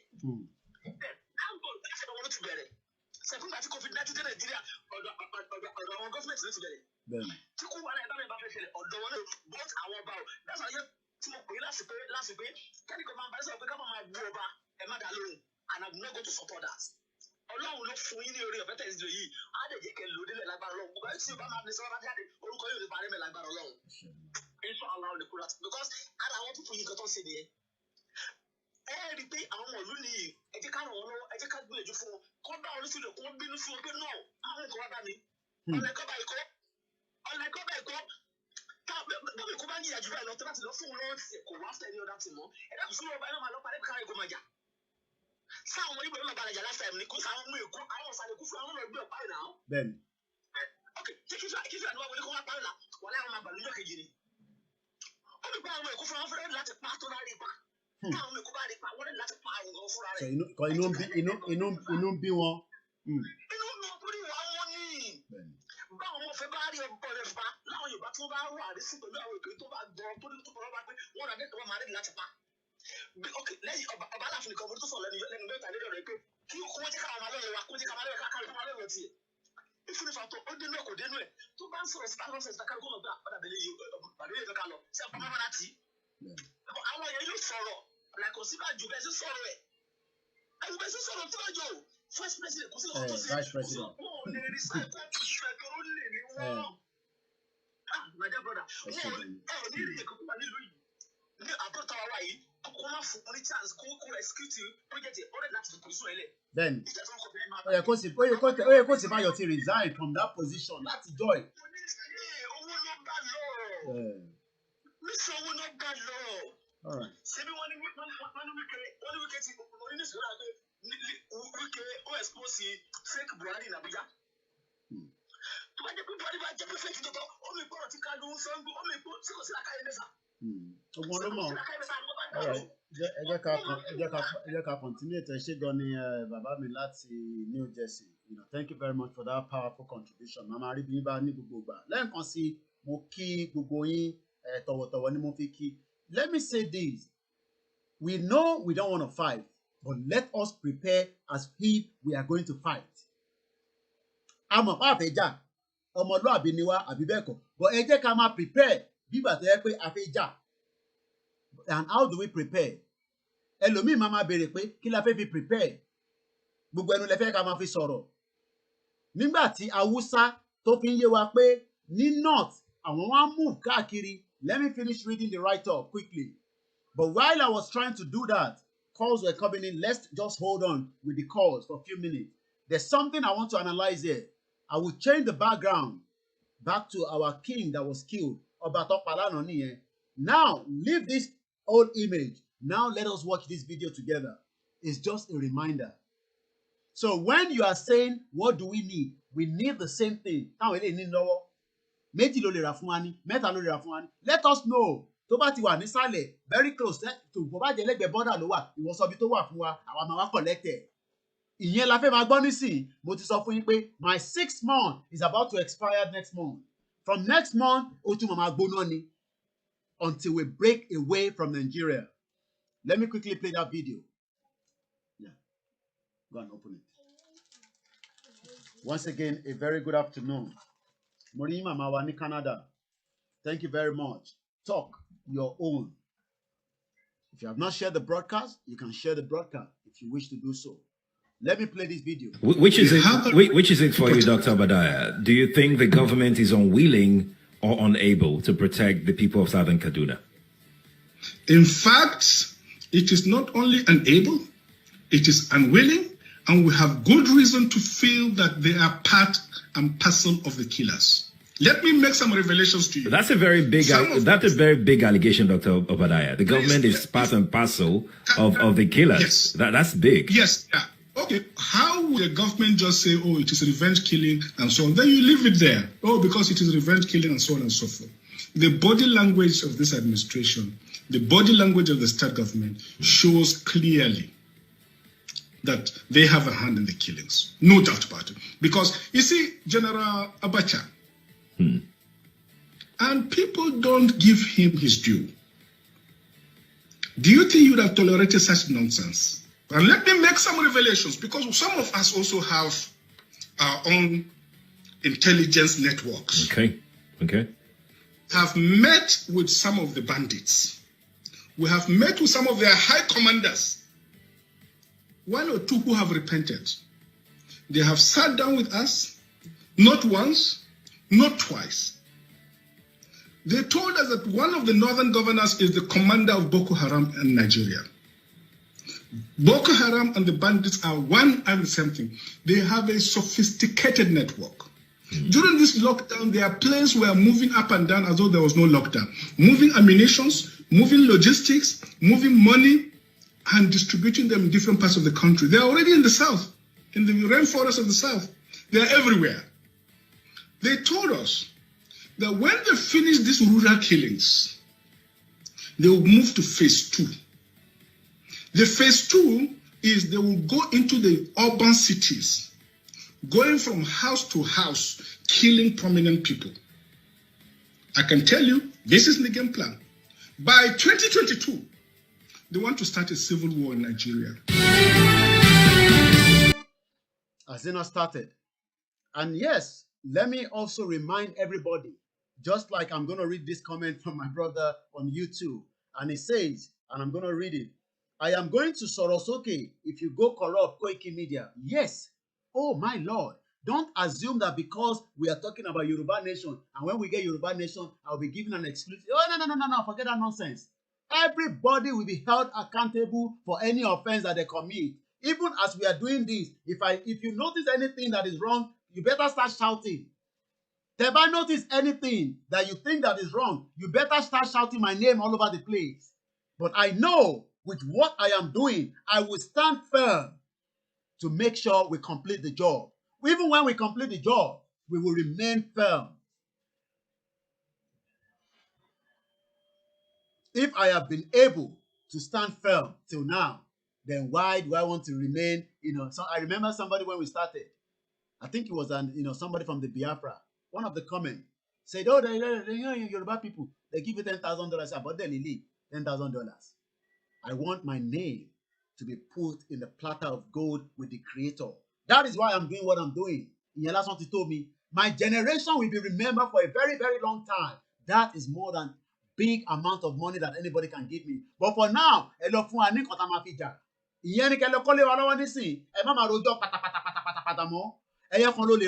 start saving the money. By end of December, I want you to be able to tell me that I have one for you. It's somewhere in very close location. Can you pick it up? That is what we want to be hearing.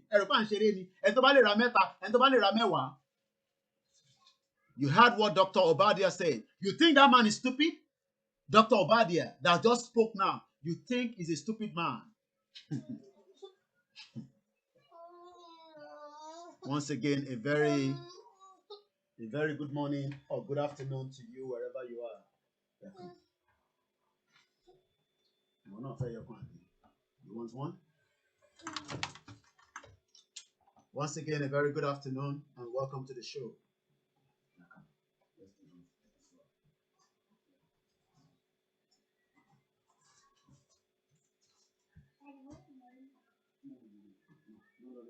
Go and sit down first with this one.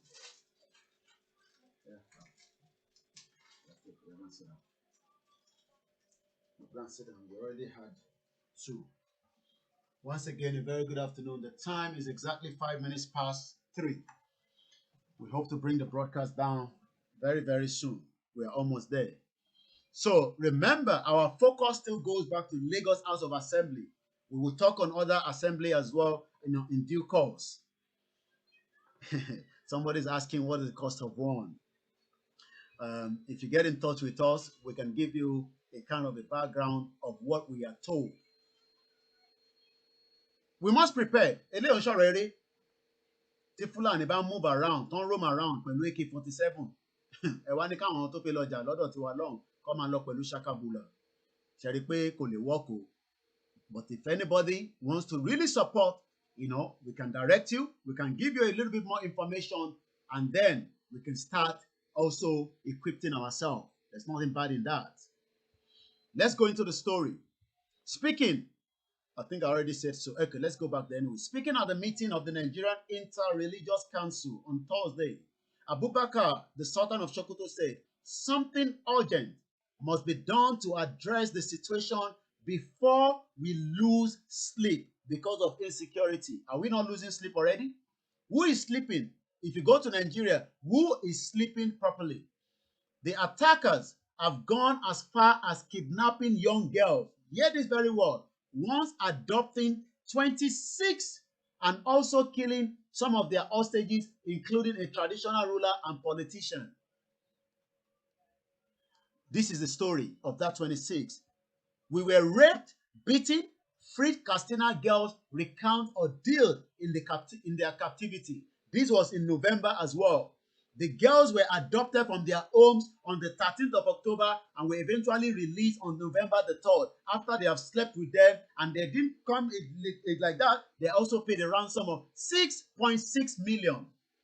While the state government had claimed that the victims were released due to its intervention and negotiation with their adopters, the community countered the government claim. Government will always lie. What do you expect the government to do?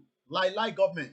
They were narrating their ordeal in an interview with Daily Trust. Some of the victims say they trekked for 3 nights in the bush and were raped several times.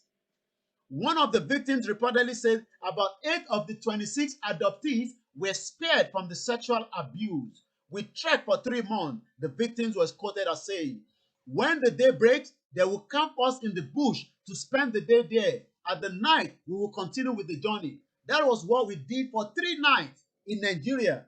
We trekked throughout the night in the forest till we were weak. We were threatened to death and sometimes beaten, after which we were supposedly by those that are stronger to enable us to continue to trek. However, the remaining female adoptees were repeatedly raped throughout the period. Do you know what it means for people to continue to rape you? And this is the same one Nigeria that you want us to continue to be with. Are we not going insane? So all this is what the Sultan of Sokoto was saying, that if care is not taken, nobody will be able to sleep with their land. This is another story. Traditional ruler shot dead in Kaduna. Haruna Kuye, the district head of Ginda Saki Zagon Kata local government area of Kaduna State, has been shot dead. Kuye and his son were killed after gunmen invaded their residency in the early hours of Tuesday, according to Samuel Haruna, the State Commissioner for Internal Security and Home Affairs. The commissioner said the widow of the district head sustained injury from machete cut while her daughter was gunshot on her finger. This is the Nigeria that you want us to keep. And I feel sorry for those of you that say we should just go and use our tradition alone when we can also start preparing our own self-defense. What do you want? So once again, 1 minute. I'm gonna take off my camera just for a few minutes while we're gonna bring the broadcast. We're still on, but for now, my camera will be turned off. Once again, a very, very good afternoon to those of you that have joined us. So the camera is turned off, but you can still hear the conversation. So let's go back again. We open the phone line once more, but for now, I am giving you the circumstances that the Sultan of Sokoto was telling us, and also how the paper has put a link between those things. Do you know that also some politicians have also been affected? At the Religious Council meeting in Abuja, the Sultan of Sokoto said many attacks in their own region are not reported, citing one a few weeks ago where 76 persons were killed in a community in Sokoto in one day. Do you know what it means? 76 people were killed. and everybody is saying that we should continue to be one Nigeria. Thank you very much, Olamilekan Opayemi. Sweetie Odeisi, thank you for watching. All hail the Biafra and everyone that wants a freedom. Also, unfortunately, you don't hear this story in the media because it is the North. We better just break up. Who cares? We have accepted the fact that the North does not have strong media to report the atrocity of these bandits. People think North is safe, but that assumption is not true. In fact, it is the worst place to be in this country. Hear this very well, because bandits go around in the village, household, and market with their AK-47 and nobody's challenging them. This is the world of Sultan of Sokoto as at today. So when we say to you, let us end Nigeria, some of you are saying, let us go for another election. People think the North is safe. That is not true. They stop at the market. They buy things and pay and collect change.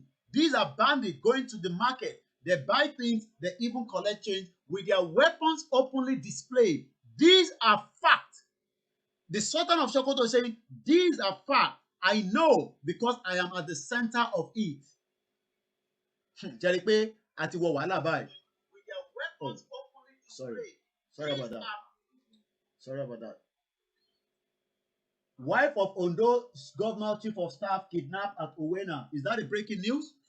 Hey, I think there's another breaking news that I've just seen. Ondo State. I think there's another news. Ondo State. Ondo State chief of staff. I think somebody just posted that on the comments. Let me see what is going on. Breaking news, breaking news. Hey, Nigeria, let us break it now. This is a breaking news. Wife of the governor of Akeredolu, chief of staff, kidnapped in Ondo State. The war is already on our doorstep. Umbo. This is a breaking news that is just coming right now. The wife of the governor, Akeredolu, chief of staff, has been kidnapped in Ondo State. Breaking news. This is just coming. The wife of the chief of staff. Yes. Okay.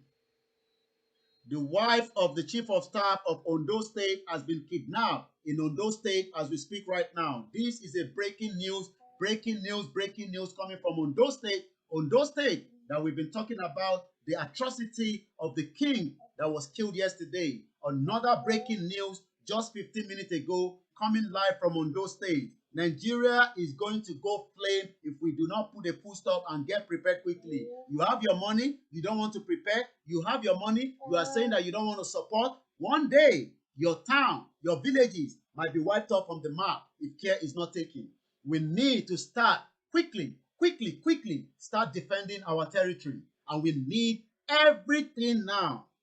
Everything I say. If you can provide it, please get in touch with us. Some of you have the means to provide all these things we're asking. You know what I'm talking about. You okay? You want to sleep? What do you want? iPad. Where's your iPad? No. What do you want?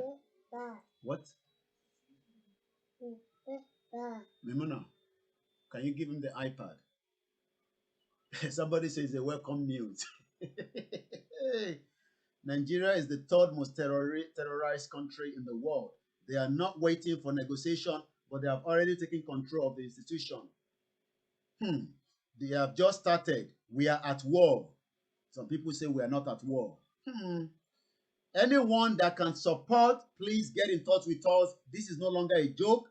You don't have to give us the money. If you can supply it, let us know. We will pick it up. This is no longer a joke. Let me open the phone line and let some people call in and let us get your view. Another breaking news or lollipop. What do you want? iPad. Okay, take this one then. Yeah, take the iPad. Take this one. You want this iPad? You want the other iPad? Once again, Nigeria is getting hot every day. Some people are saying we should calm. Some people say we should not calm. Hmm? One biscuit. One biscuit? Yeah, let's go and get a biscuit. Once again, a very good afternoon to those of you that have joined us. The line is still open. Let us get your view.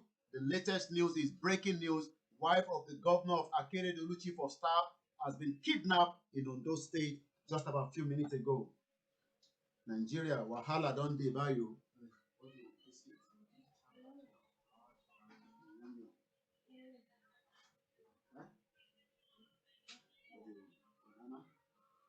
iPad. You want the iPad? So what do you want? Hmm?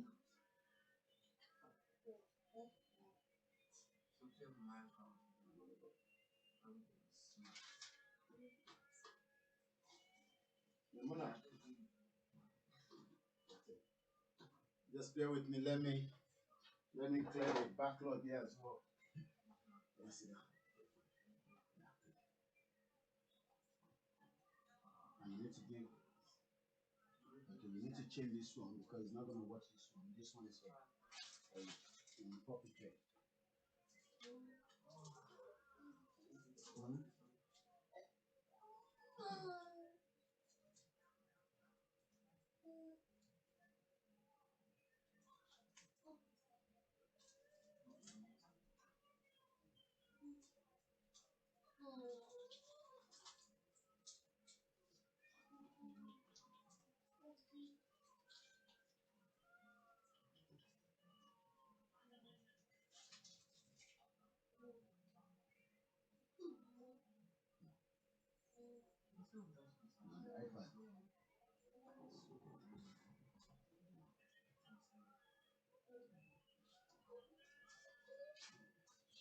Once again, a very good afternoon.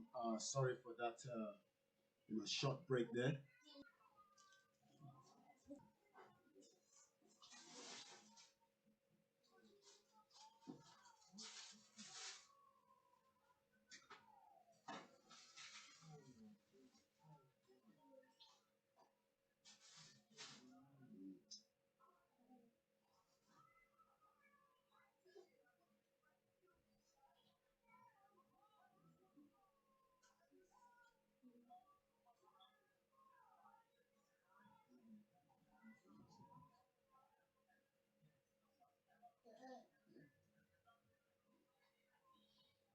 All right, I think we're good to go now.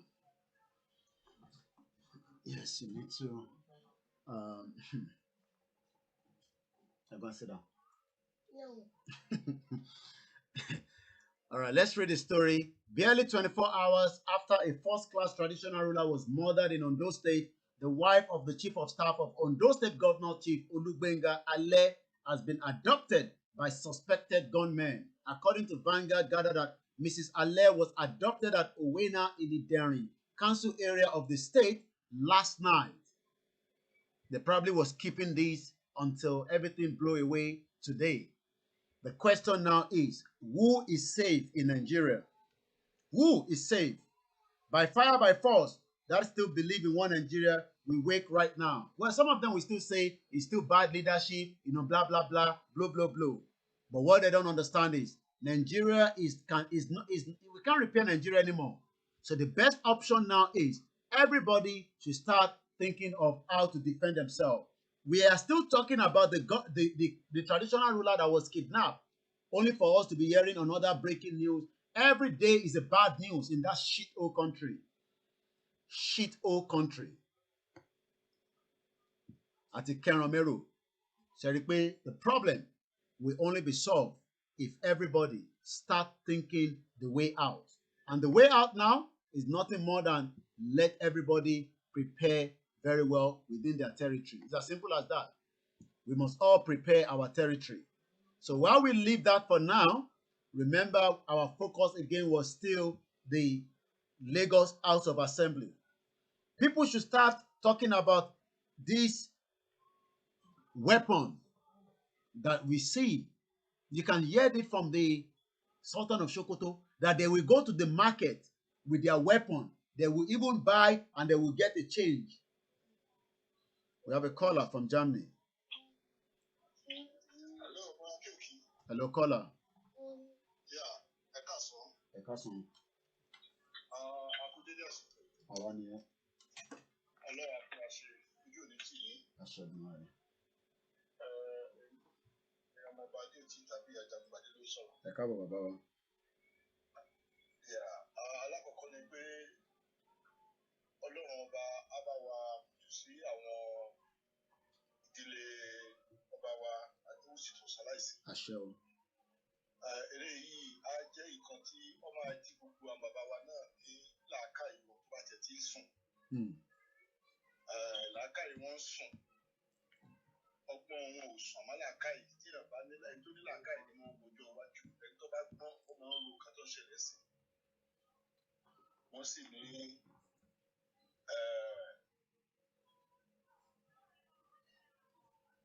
gbogbo bá ń bọ̀.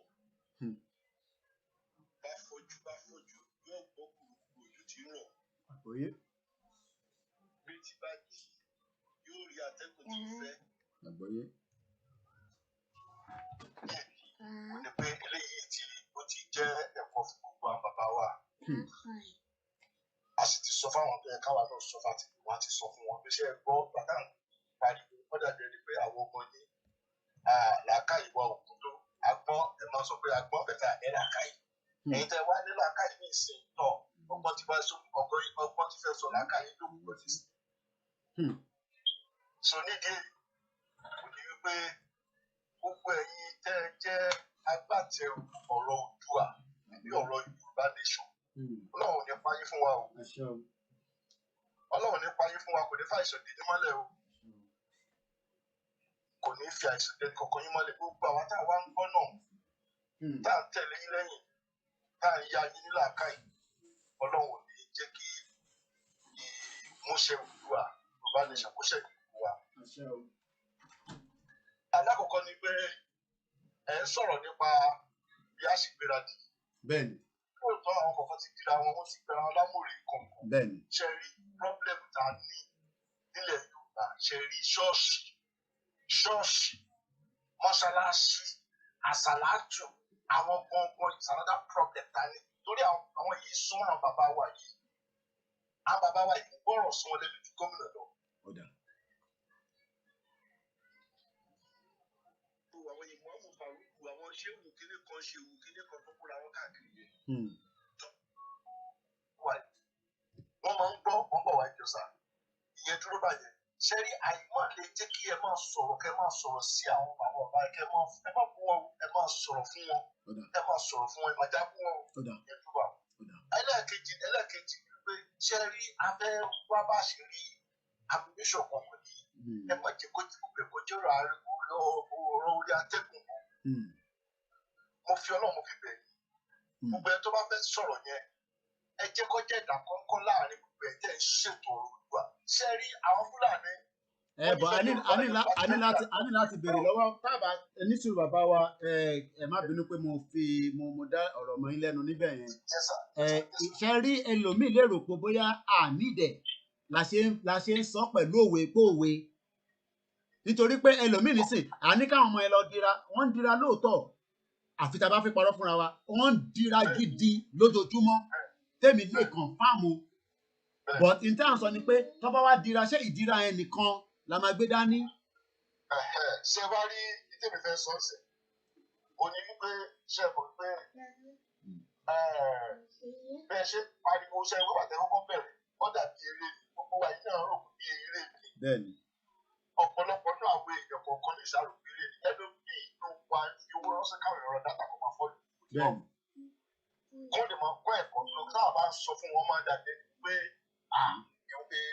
èèyàn mélòó là ń sọ fún àwọn àgbàlagbà yẹn làwọn bá sọ̀rọ̀ ṣùgbọ́n àwọn ọ̀dọ́ táwọn yàgò ẹ̀kọ́ tó kàwé wọ́n sọ pé wọ́n fọ́lọ̀ ìwọ́ tẹ bá lọ check ìdí yìí sí ní ìbàdàn 50-100 ló wà live.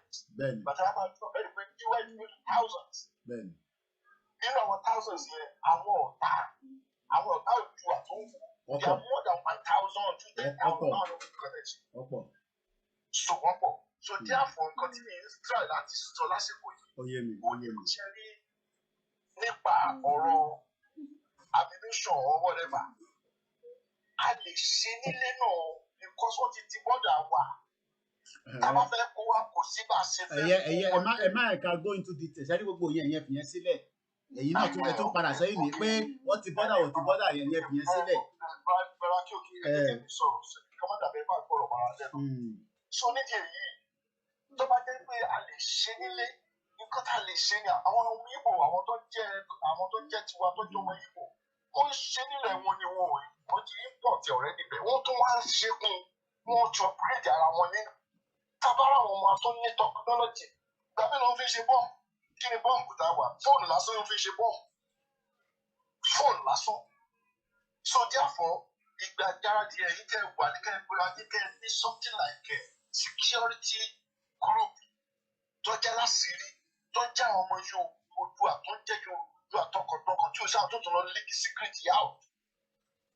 Wọ́n pa bàbá wa Awólọ́wọ̀ àmọ́ rí kankan ṣe sí. Wọ́n pa bàbá wa MKO Mọ̀ṣúdì àmọ́ rí kankan ṣe sí. Ṣọwọ́ Ògbómọ̀ṣọ́ wọ́n mọ̀ lọ fọ́ ilé àfihàn àmọ́ rí kankan ṣe sí. Ọba yìí ni wọ́n pa live and direct àmọ́ rí kankan ṣe sí. Ẹni tí ò bá gbọ́ kọ́yà láìtì ẹ̀kọ́ gbọ́rọ̀ tẹ̀ ń sọ. Àwọn tó bá ponú tó jọmọ Yorùbá tí wọ́n bá gbọ́ gbọ́rọ̀ tẹ̀ ń sọ yẹn. Tí gbogbo yín ń pariwo táwọn ọ̀gbọ́ látijọ́ ìbọn pé sì wọ́n máa gbọ́. Pé láìfù anybody ò save mọ́ Nàìjíríà. Láìfù anybody ò save mọ́ àwọn Tinubu gbogbo wọn náà tó ọ̀bá gbọ́ wọ́n ti ń gbọ́ sí. Wọ́n yìí máa padà gbéyàwó Tinubu. Ọba wa nílùú Ànàkíolú ọ̀sẹ̀ rẹ̀ sí àwọn tí ò gbọ́ ti ń gbọ́ sí yóò. Owó ní gbogbo yìí ń pa fún wa o. Ọlọ́run bá fún iṣẹ́ o. Kò ní rẹ̀ ní o. Ó sì jẹ́ nǹkan tí mo fẹ́ sọ nìyẹn. Ẹ jẹ́ kí n sáré mẹ́nuba ọ̀rọ̀ yẹn bí òwe. Ṣé rí lóòótọ́ ẹni káwọn kan náà máa ṣe nílé? Nǹkan kọ́kọ́ ló máa fi ṣe. Wọ́n sì máa nílò owó náà láti fi ṣe. Tá a bá tẹ̀ bá sọ pé ṣe rí gbogbo wọn ti bọ́dà yẹn fìyẹn sílẹ̀. Ìbí ilẹ̀ káàárọ̀ jíire ni. Ṣé bọ́dà tó tì nílẹ̀ Haúsá ṣé wọ́n gbé nǹkan wọlé? Èyí tó tẹ̀ ìjẹ́ bá tẹ̀ di bọ́dà gan ṣe wọ́n ti bọ́dà nílẹ̀ Haúsá náà. Mo fi tọ̀wọ̀tọ̀wọ̀ kí màmá mi. My mom is also watching. A very good afternoon. So n tí mò ń try láti ṣàlàyé fún yín ni pé we must now start buying more. Ẹ̀yẹn fi gbogbo bọ́dà kó wọ́n ti bọ́dà sílẹ̀. Ẹ̀yẹn fi yẹn sílẹ̀. Ẹ fi yẹn sílẹ̀ fáwa. Ẹni tó bá fẹ́ support tó bá mọ ibi tá a ti lè gẹ́tẹ̀ ẹ̀yin ni ìyẹn ní kẹ́ sọ fún wa. Sultan of Sokoto fi yé wa pé wọ́n move ammunition. Wọ́n tún kọ́ lọ dé ibi pé they were able to go to the market and they get change. They are moving freely with AK-47. Ẹ wá ní káwọn tiwa kakọ̀ máa lọ ṣe ṣakabula. Ṣakabula yẹn nìkan kọ́ la máa lò. Àfi tá a bá fi parọ́ fúnra wa. What we need now, we need serious support. It's not Jekule support. Because some people are not seeing this as anything. But now, right on this show, we were given another breaking news of Ondo State. Who is next? What state is next? Ṣé nígbà tó bá bẹ̀rẹ̀ sí kidnap tó di pé wọ́n wá bẹ̀rẹ̀? Ṣé mọ̀ pé from kidnapping, it will become something else as well? Because some of you will think it's a joke. It's not a joke. And if you think that you don't want to consult us, that's fine. You can also start doing yours in terms of, providing these, very close. Ẹ fi sílẹ̀ pé wọ́n ti bọ́dà ọlọ́tì nílẹ̀ káàárọ̀ òjíire. Ẹ̀yẹn fi yẹn sílẹ̀. What we need now is more preparation toward. Look, let's have it this way. Whether we are going to fight or not, even if we don't end up fighting, we will keep it for ourselves, for the youth to defend. We will still have those that wants to invade. Do you now say that because I live in UK, now that there's no, now even the security threat is on severe. So even when it was not severe, you now tell the UK government, oh, don't defend your territory. So they will allow terrorists and other people to come in. UK government provide they provide support in their waterways all the time. We need to protect our waterways. Have you thought about the waterways? So even when we start the wahala, we need to protect our waterways. Both to protect waterways. There are so many things that we need to do.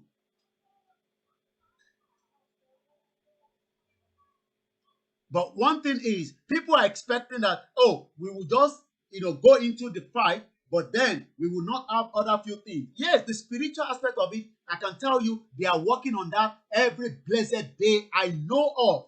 Every blessed day. Because I get report back every day, right from this place, in different parts of the country, even up to the north. But what we are saying is, I need láti bẹ̀rẹ̀ sí prepare. I need láti máa prepare. Bí ìgbà táwa gan ti bẹ̀rẹ̀ wàhálà pẹ̀lú wọn.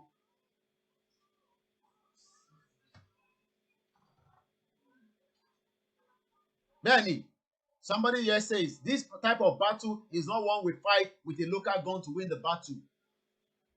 Physically, spiritually, mentally.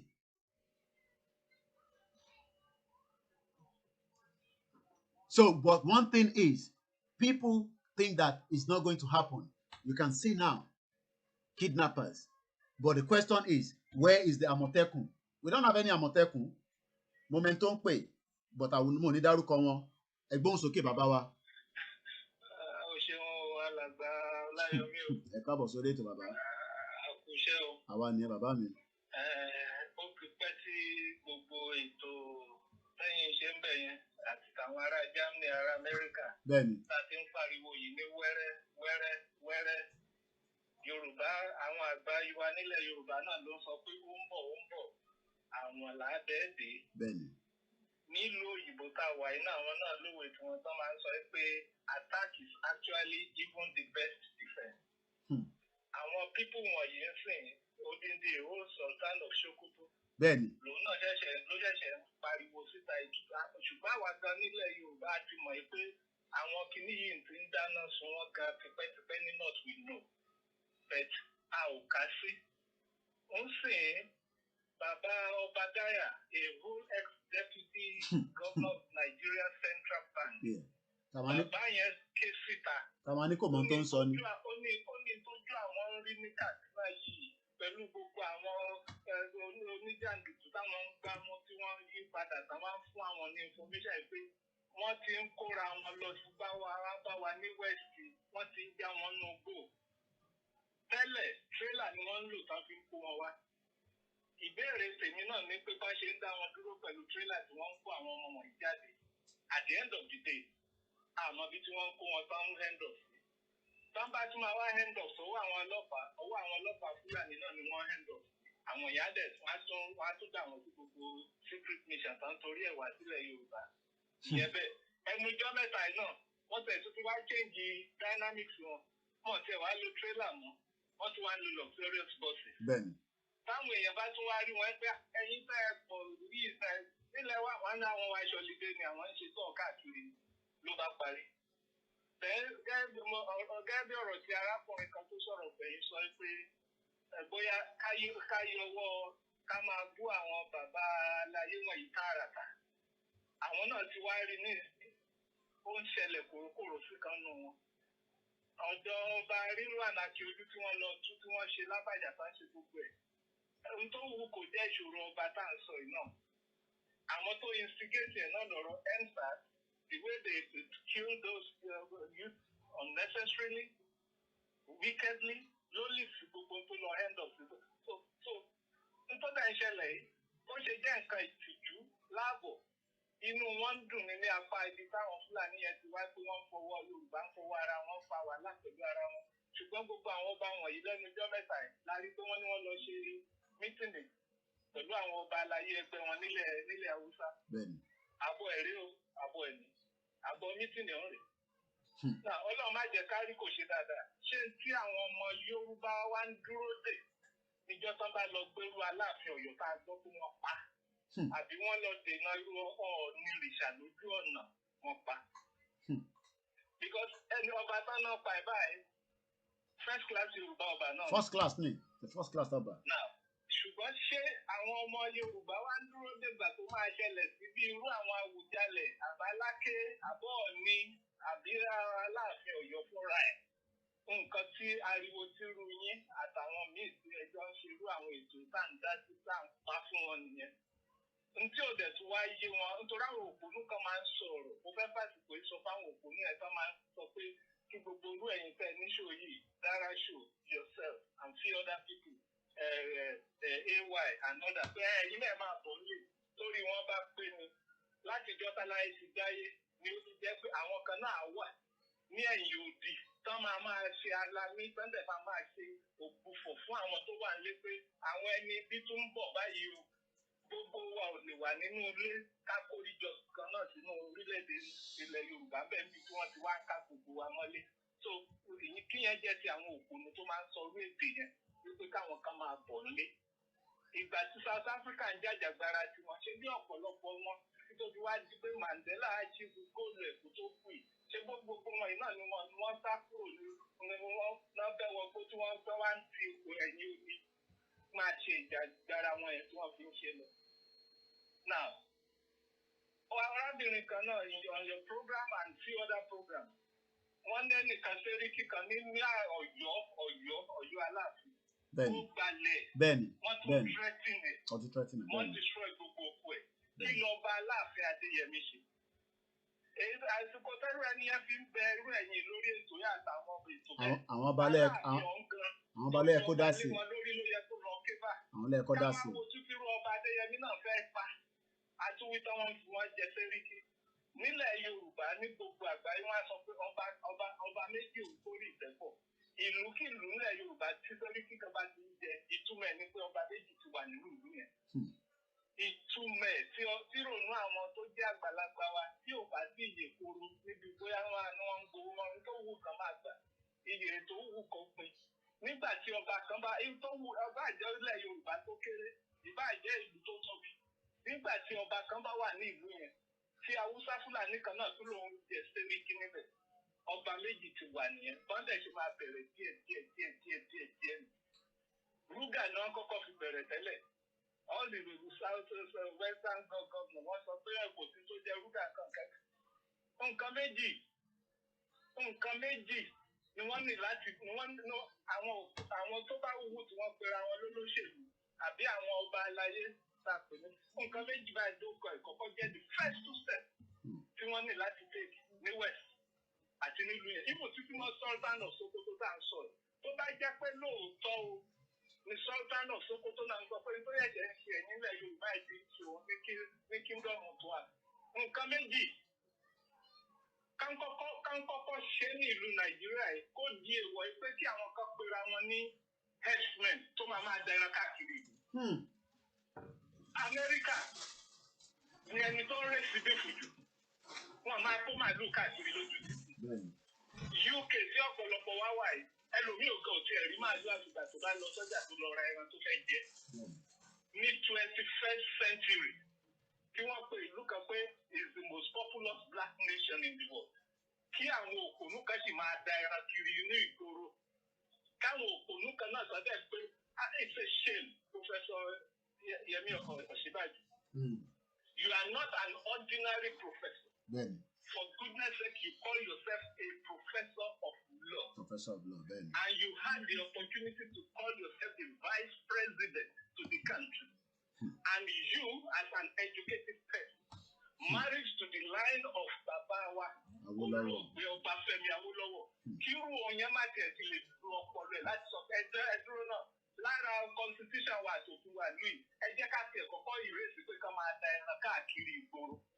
Ẹ rí i pé kìíní àkọ́kọ́ yanjú 50% orí burúkú tí wọ́n ń ṣe ní Nàìjíríà yìí. Àkọ́kọ́ yanjú ẹ̀ 50% ẹ̀ because if they are not doing this so-called grazing all over the place wọn ní rírọ́ pamọ́ ìdí tó fi lọ ń fẹ́ oko ẹ̀jẹ̀ oko àgbàdo oko rẹ̀sì wọ́n lọ ń jẹ káàkiri wọ́n tún lé olóko ńbẹ̀ wọ́n lè kúrò. Ìyẹn jẹ́ nǹkan àkọ́kọ́.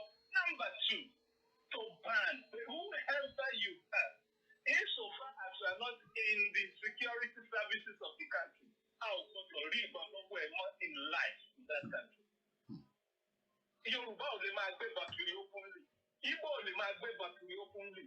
Even Sultan of Sokoto, àwọn proper indigenous Sokoto people lè máa gbé bàkìrì openly. Who then are these so-called useless, stupid Hausa Fulani herdsmen to be carrying AK-47 openly?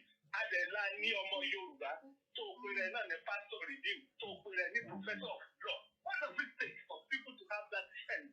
Pé irú yẹn should be an outright thing. Àwọn àgbà wò fi oríṣiríṣi orí burúkú àgbàyà bàbá òṣìkò kulẹ̀ láì Mohammed. Ìyẹn mọ̀ kó máa sọ̀rọ̀ bí wọ́n ṣe fẹ́ eradicate social media communication. Ṣùgbọ́n mo rẹ̀ ò pé as the PRO, as the information minister, láti rí pé ní ìlú tá a pè 21st century modern Nigeria àwọn olórí burúkú kan gbé ìbọn kiri openly when other citizens couldn't. Àwọn ọmọ tá ń lọ pa ní Lekki only had Nigerian flag and singing Nigerian national anthem. Every time gbogbo àwọn akéde wọn tún sọ pé ká jókòó gbogbo gbà táwọn olórí burúkú lọ pa wọn. Then we had Ṣẹ́gun Sanwó-Olú tó sọ fẹ́nìkan kù. Later on ẹnìkan ló later on ẹ̀yàn méjì ló òpònú jagaba àbí kí ni ẹ̀kọ́ pa rẹ̀. Ìyẹn náà tó nígbà tó lù yẹn sákàkiri torí pé gbogbo nǹkan ti rọlẹ̀ tó jáde tinú òṣì. Ìyẹn tún sọ pé we need to know why were they there at the Lekki toll gate. How long were they there? Lẹ́yìn tí ọ̀pọ̀lọpọ̀ àwọn ọmọ ọlọ́mọ tí wọ́n ti kú, Ọlọ́run ló máa kọ gbogbo wọn pátápátá. So these are the points. Whilst we are agitating for self-determination, káńtì ẹ̀kọ́kọ́ ṣe yẹn náà. Gbogbo àwọn ọba yìí káńkọ́kọ́ ṣe ẹ̀ pé kò sí open grazing. Kò tẹ̀ sí kí olórí burúkú kan máa gbé bọ̀ kiri. Otherwise, káńtì agitation party ẹ̀ ṣe gbá tó ṣẹlẹ̀. Ọlọ́run ló mọ iye àwọn tí wọ́n á ti pàkà. Bẹ́ẹ̀ni, ẹ̀mí máa lọ lójoojúmọ́ ni. Ẹ ṣé gan ni bàbá wa. Ẹ ṣé gan ni. Thank you very much. Ní dárúkọ bàbá wa, but I know him, a well-respected individual as well. As we have about 15 minutes before I bring the show to an end, I'd like to appreciate every one of you.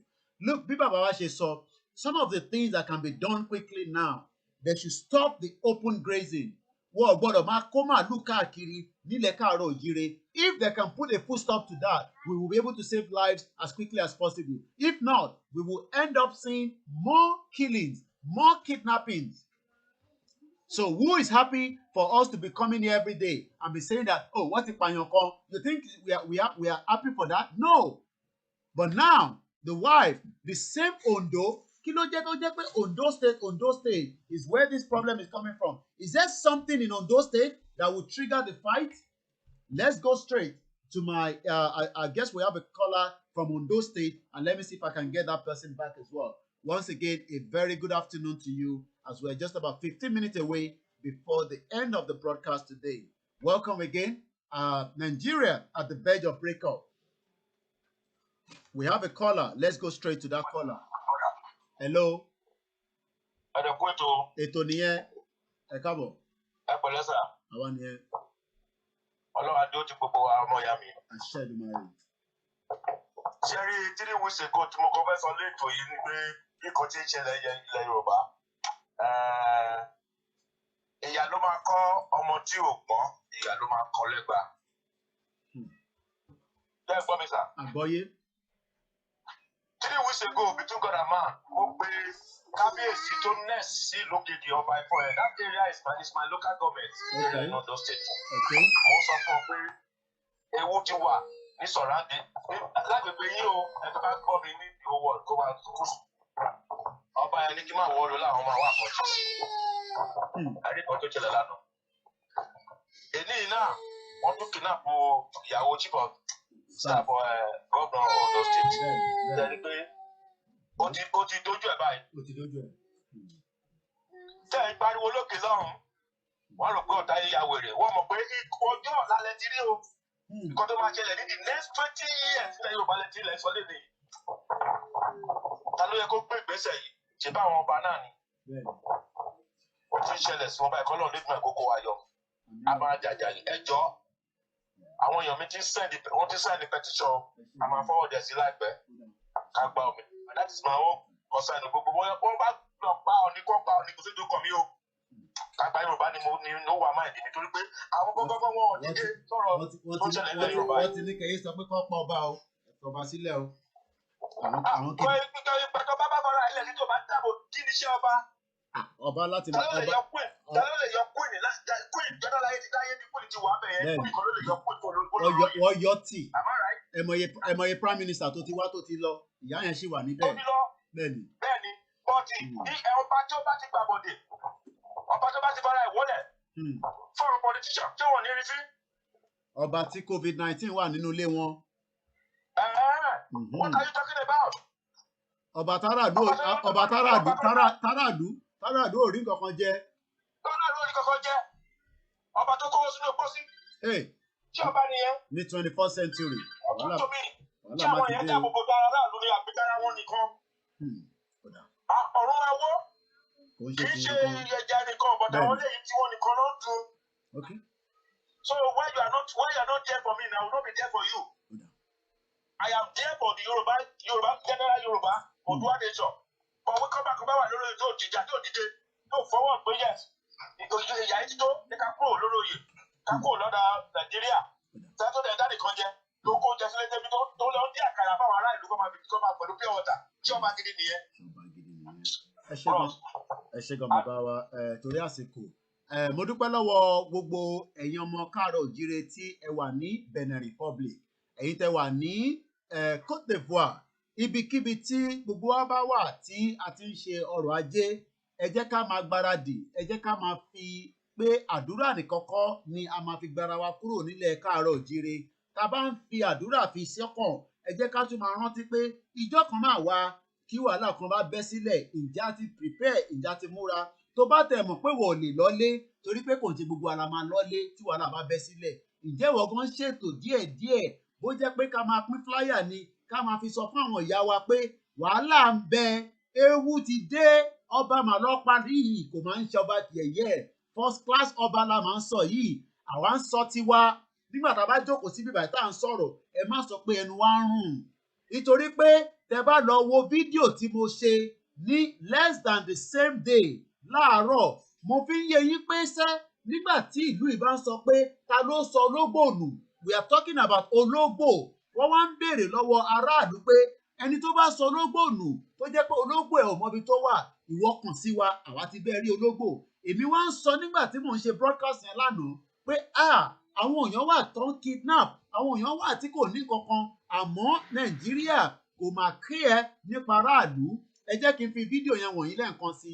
Tá a bá ń sọ̀rọ̀ kò ń ṣàwa là ń sọ̀rọ̀, á máa dàbí pé àwa là ń sọ̀rọ̀ ni. Ẹ máa rò pé bó ṣe ń sọ̀rọ̀ yẹn ó dà pé kò ṣe ọmọlúàbí, kò ń ṣàwa là ń sọ̀rọ̀, ó wá kù sí lọ́wọ́. Ìbá táwa bá lè ṣe a máa ṣe.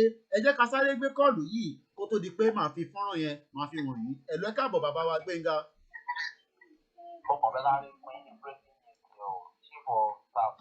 A ti wà lẹ́nu ẹ a ti wà lẹ́nu ẹ a ti wà lẹ́nu ẹ. Kò ń sọ̀rọ̀ pé a kàn ń sọ̀rọ̀ ọba. Àníṣẹ́ tó bá jẹ́ pé wèrè wo ṣé a lè tọ́jú àwọn ọba wa ni? A lè tọ́jú wọn. Àwọn èèyàn kan máa ní gọ́ọ̀mẹ̀ntì sanwó fún wọn. Owó orí burúkú òṣìwò ni gọ́ọ̀mẹ̀ntì san fún wọn. Owó wèrè wo, owó gbówó, owó òṣìwò. We can take care of them and pay them up for salary. Tó bá yẹ pé salary tó ń gbà lọ́wọ́ gọ́ọ̀mẹ̀ntì kó sọ iye tó ń gbà ká máa san fún wọn náà. Kó lè kúrò lábẹ́ gọ́ọ̀mẹ̀ntì so that wá lè ní full autonomy láti san táwa náà bá ń sọ. Because every time tá a bá ti sọ̀rọ̀ ọba ẹ máa ní pé wọ́n ń ṣiṣẹ́ lábẹ́lẹ̀, wọ́n ń gbowó lọ́wọ́ ìjọba. Ìjọba olórí burúkú wo tó lè tọ́jú ọba tó fi di pé wọ́n pa first class ọba. Do you know that we can give that same ọba 24-hour security from the diaspora pẹ̀lú àwọn tó wà nílé?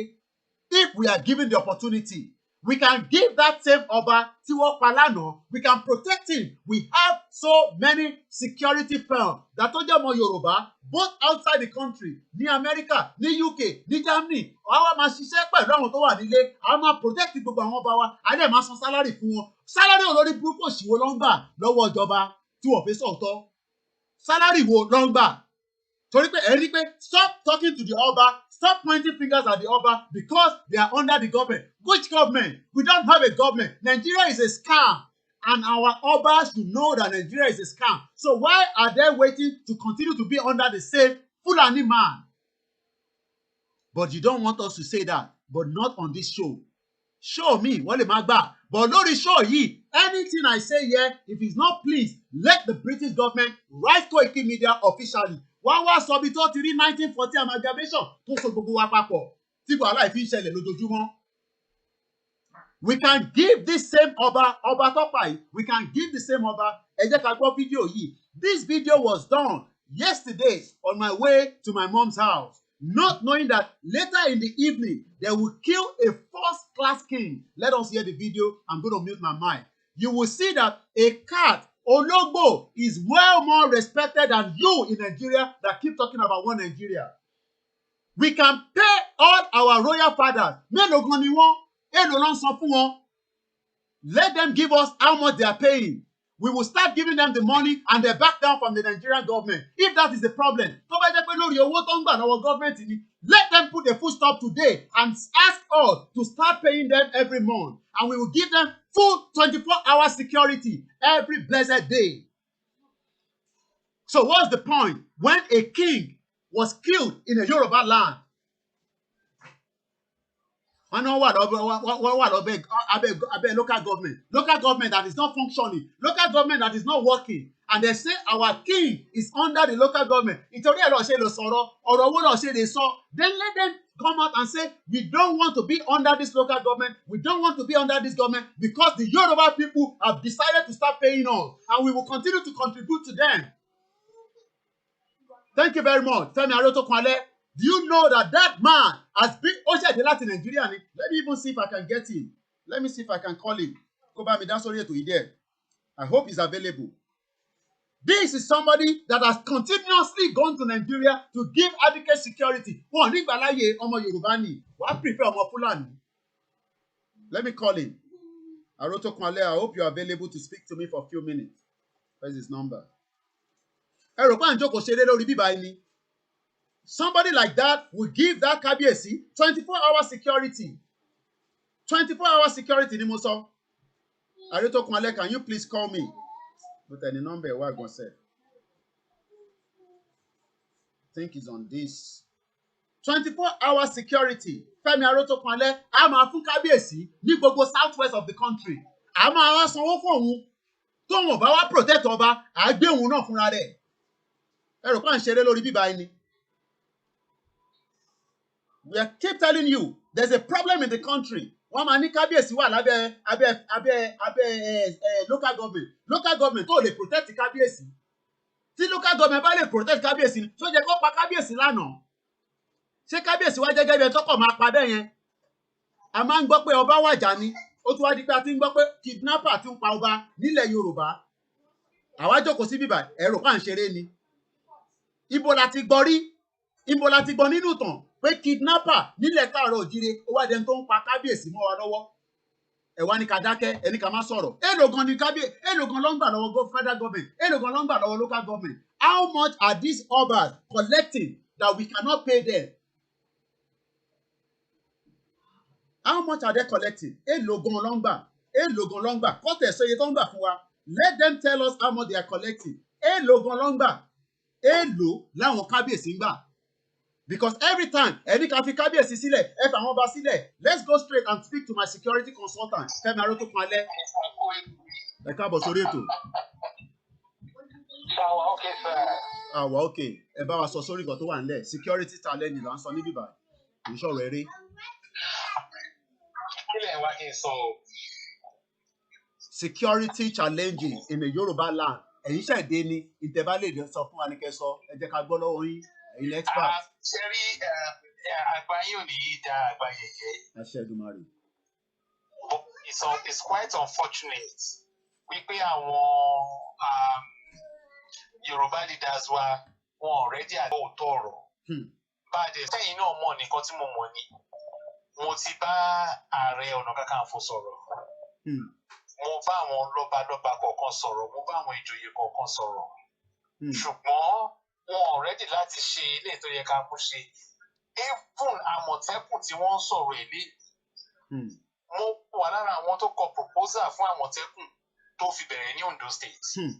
But nígbà tó di ká ṣe training, wọ́n ṣe training left right match parade náà ṣe tó káṣọ lé wọn lọ́rùn. Wọ́n ṣe rí Mr. Koiki, I'm sorry, we are not yet ready. That is the honest truth. When the Ooni of Ife came to London, I met with him, we discussed at length. Onífẹ́mi whenever tó bá wá sí Nàìjíríà.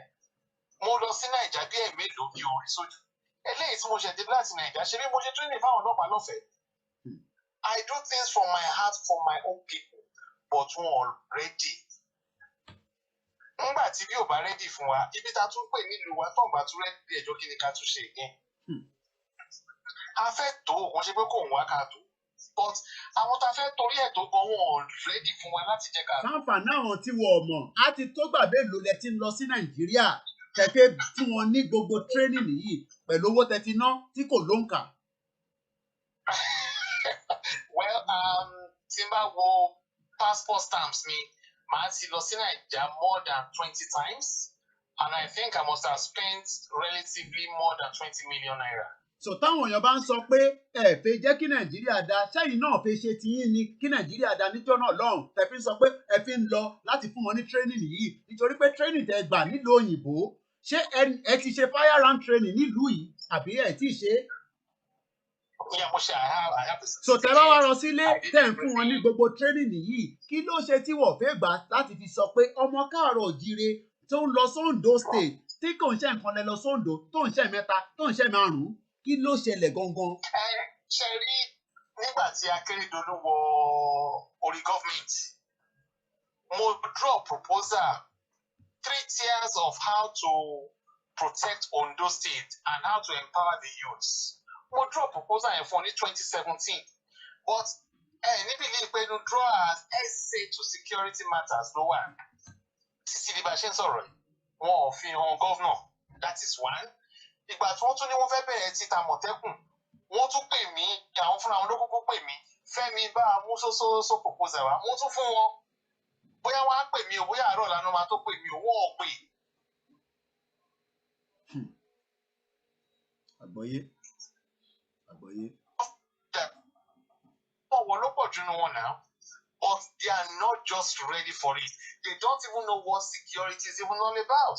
So báwo ni wọ́n ṣe ní máa kidnap wọn bí pẹ́pẹ́yẹ káàkiri. Wọ́n á kidnap wọn náà it's so simple na because àti fàyẹ́lẹ̀ rẹpẹtẹ fóríṣiríṣi so àtewúrẹ́ o àtajá o àti wọlé sí wa lára òun ló easy jù. I could remember when I went to meet up with Ààrẹ Ọ̀nà Kakanfò kí ni wọ́n fi dá mi lóhùn wọ́n ní Fẹ́mi ṣó ṣọ́ pé kò ṣe pé magic ló fẹ́ wá ṣe àbí reality nìkan tó wà lẹ́tọ̀ òfin hàn wá ẹ̀ but then these are realities. Kò sí rọ́ńbẹ́ but why can't we say okay fine you know what tó wà mọ̀ pé kí ni ìdá lójú olè mọ́ ṣe jẹ́ ká tán ẹ̀wọ̀n wá bá wa ṣàwòbọ̀ tí rọ̀ kò sí nǹkan tó jọ bẹ́ẹ̀. Akọ̀ láìka akọ̀ máa pariwo nílẹ̀ Yorùbá Nigerians aláìka ti máa pariwo we are quick to react but we are not quick to be proactive in a lot of things and if that get it wrong. Ẹ ṣé gan bàbá wa ẹ ṣé gan ni mo dúpẹ́ lọ́wọ́ yín. That is a good these are I told you pé ànáni ọmọ káàárọ̀ òjíire all over the place that are ready to sacrifice and make a better Yoruba land even when they were trying to make Nigeria better they never gave them opportunity. Ẹ jẹ́ lọ sọ́dọ̀ bàbá wa ní Canada. Ẹ kú iṣẹ́ o. Ẹ káàbọ̀ sórí ètò. Odùduwà yá nígbà fún wa. Àṣẹ Èdùmàrè àṣẹ o. Ṣé rí bàbá mi tó sọ̀rọ̀? Bẹ́ẹ̀ni. Ọlọ́run ò ní pa jù wọn rẹ̀. Nígbà tí Odùduwà bá débẹ̀ àwọn náà máa wà. Wọ́n pọ̀ rẹpẹtẹ sẹ́ẹ̀ bọ́ ṣe wà káàkiri nìyẹn. Ṣé rí kan tó ń sọ yẹn? Nǹkan tí wọ́n sọ pé àwọn mú proposal. Mélòó. Bá lọ wá ní proposal wọ́n ti present wọ́n dẹ̀ ti gba owó. Tàní template yẹn lọ fi ṣe Àmọ̀tẹ́kùn Ondo State ní tèmi mọ̀ ni ẹni tó bá wa sọ̀rọ̀ kan nísìn template tó fún wọn òun ló ń lò bọ́wọ́ lè get it right irọ́ náà ni ẹgbẹ́ òun sókè màmá wa ẹgbọ́ yín. Wọ́n ti fi kíní yẹn gba owó tó bá dẹ̀ lọ pé ẹni yẹn náà máa fẹ́ gbowó náà so nǹkan tó ń pa owó fún nìyẹn ní wípé Fúlàní ṣe máa pa owó kọ̀ọ̀kan ní apá gómìnà apá ọba kí bọ̀dá yẹn máa wọ̀rí láti gbá àwọn ọlọ́run tọ́lọ́run bá fi fún wa sí gbogbo ẹ̀ ló máa ṣe ìpínlẹ̀ ẹ máa gbé tó. Ẹ ṣé gan ni. Now ẹ jẹ́ kí n sáré nǹkan yẹ ká ti gbé ètò ìwá sílẹ̀ bá a ṣe sọ ní aago 4 ẹ jẹ́ fún bàbá wa ní àyè ó dàn kí bàbá fẹ́ dá sí láti Ìlá Ọ̀ràngún ẹ jẹ́ àwò bí a lè gẹ́ẹ̀tì wọn láti Ìlá Ọ̀ràngún bí a wá lè bá wa dá sí ká tó gbé ètò yẹn wá sílẹ̀ lẹ́ẹ̀kan sí mo kí gbogbo ẹ̀yin tí ẹ ti darapọ̀ mọ́ wa network kò jẹ́ kí ó wọlé lọ́hùn ẹ jẹ́ fún bàbá wa tí mò ní dárúkọ wọn lẹ́ẹ̀kan sí kí wọ́n bá wa sáré ṣe ní fọ́nrán kíákíá ká tó gbé tó wálẹ̀ ẹ gbóhùn sókè bàbá. Ẹ ti wọlé ẹ má gbọ́ ti background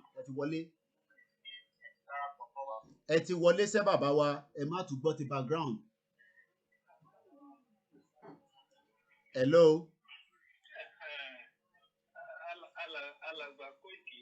I'm going, Baba. Thank you.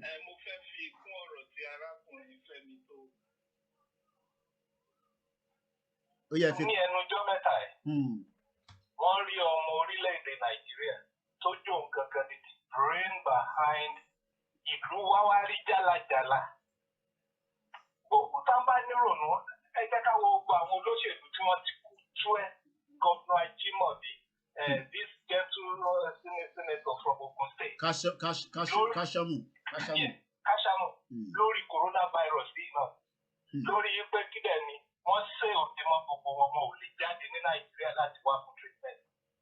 Hospital olúkàlùkù state, state government wà run down. Nípa títí àwọn màdàm tó sọ̀rọ̀ báyìí nípa ìyànjú sẹ́gun. Like you rightly said, wọ́n ti lo template ìyẹn number 1. Number 2, ẹni tí ò bá tí mọ ilé inú gbogbo àtàbálàwà náà sọ́ra, let me make it now point blank clear.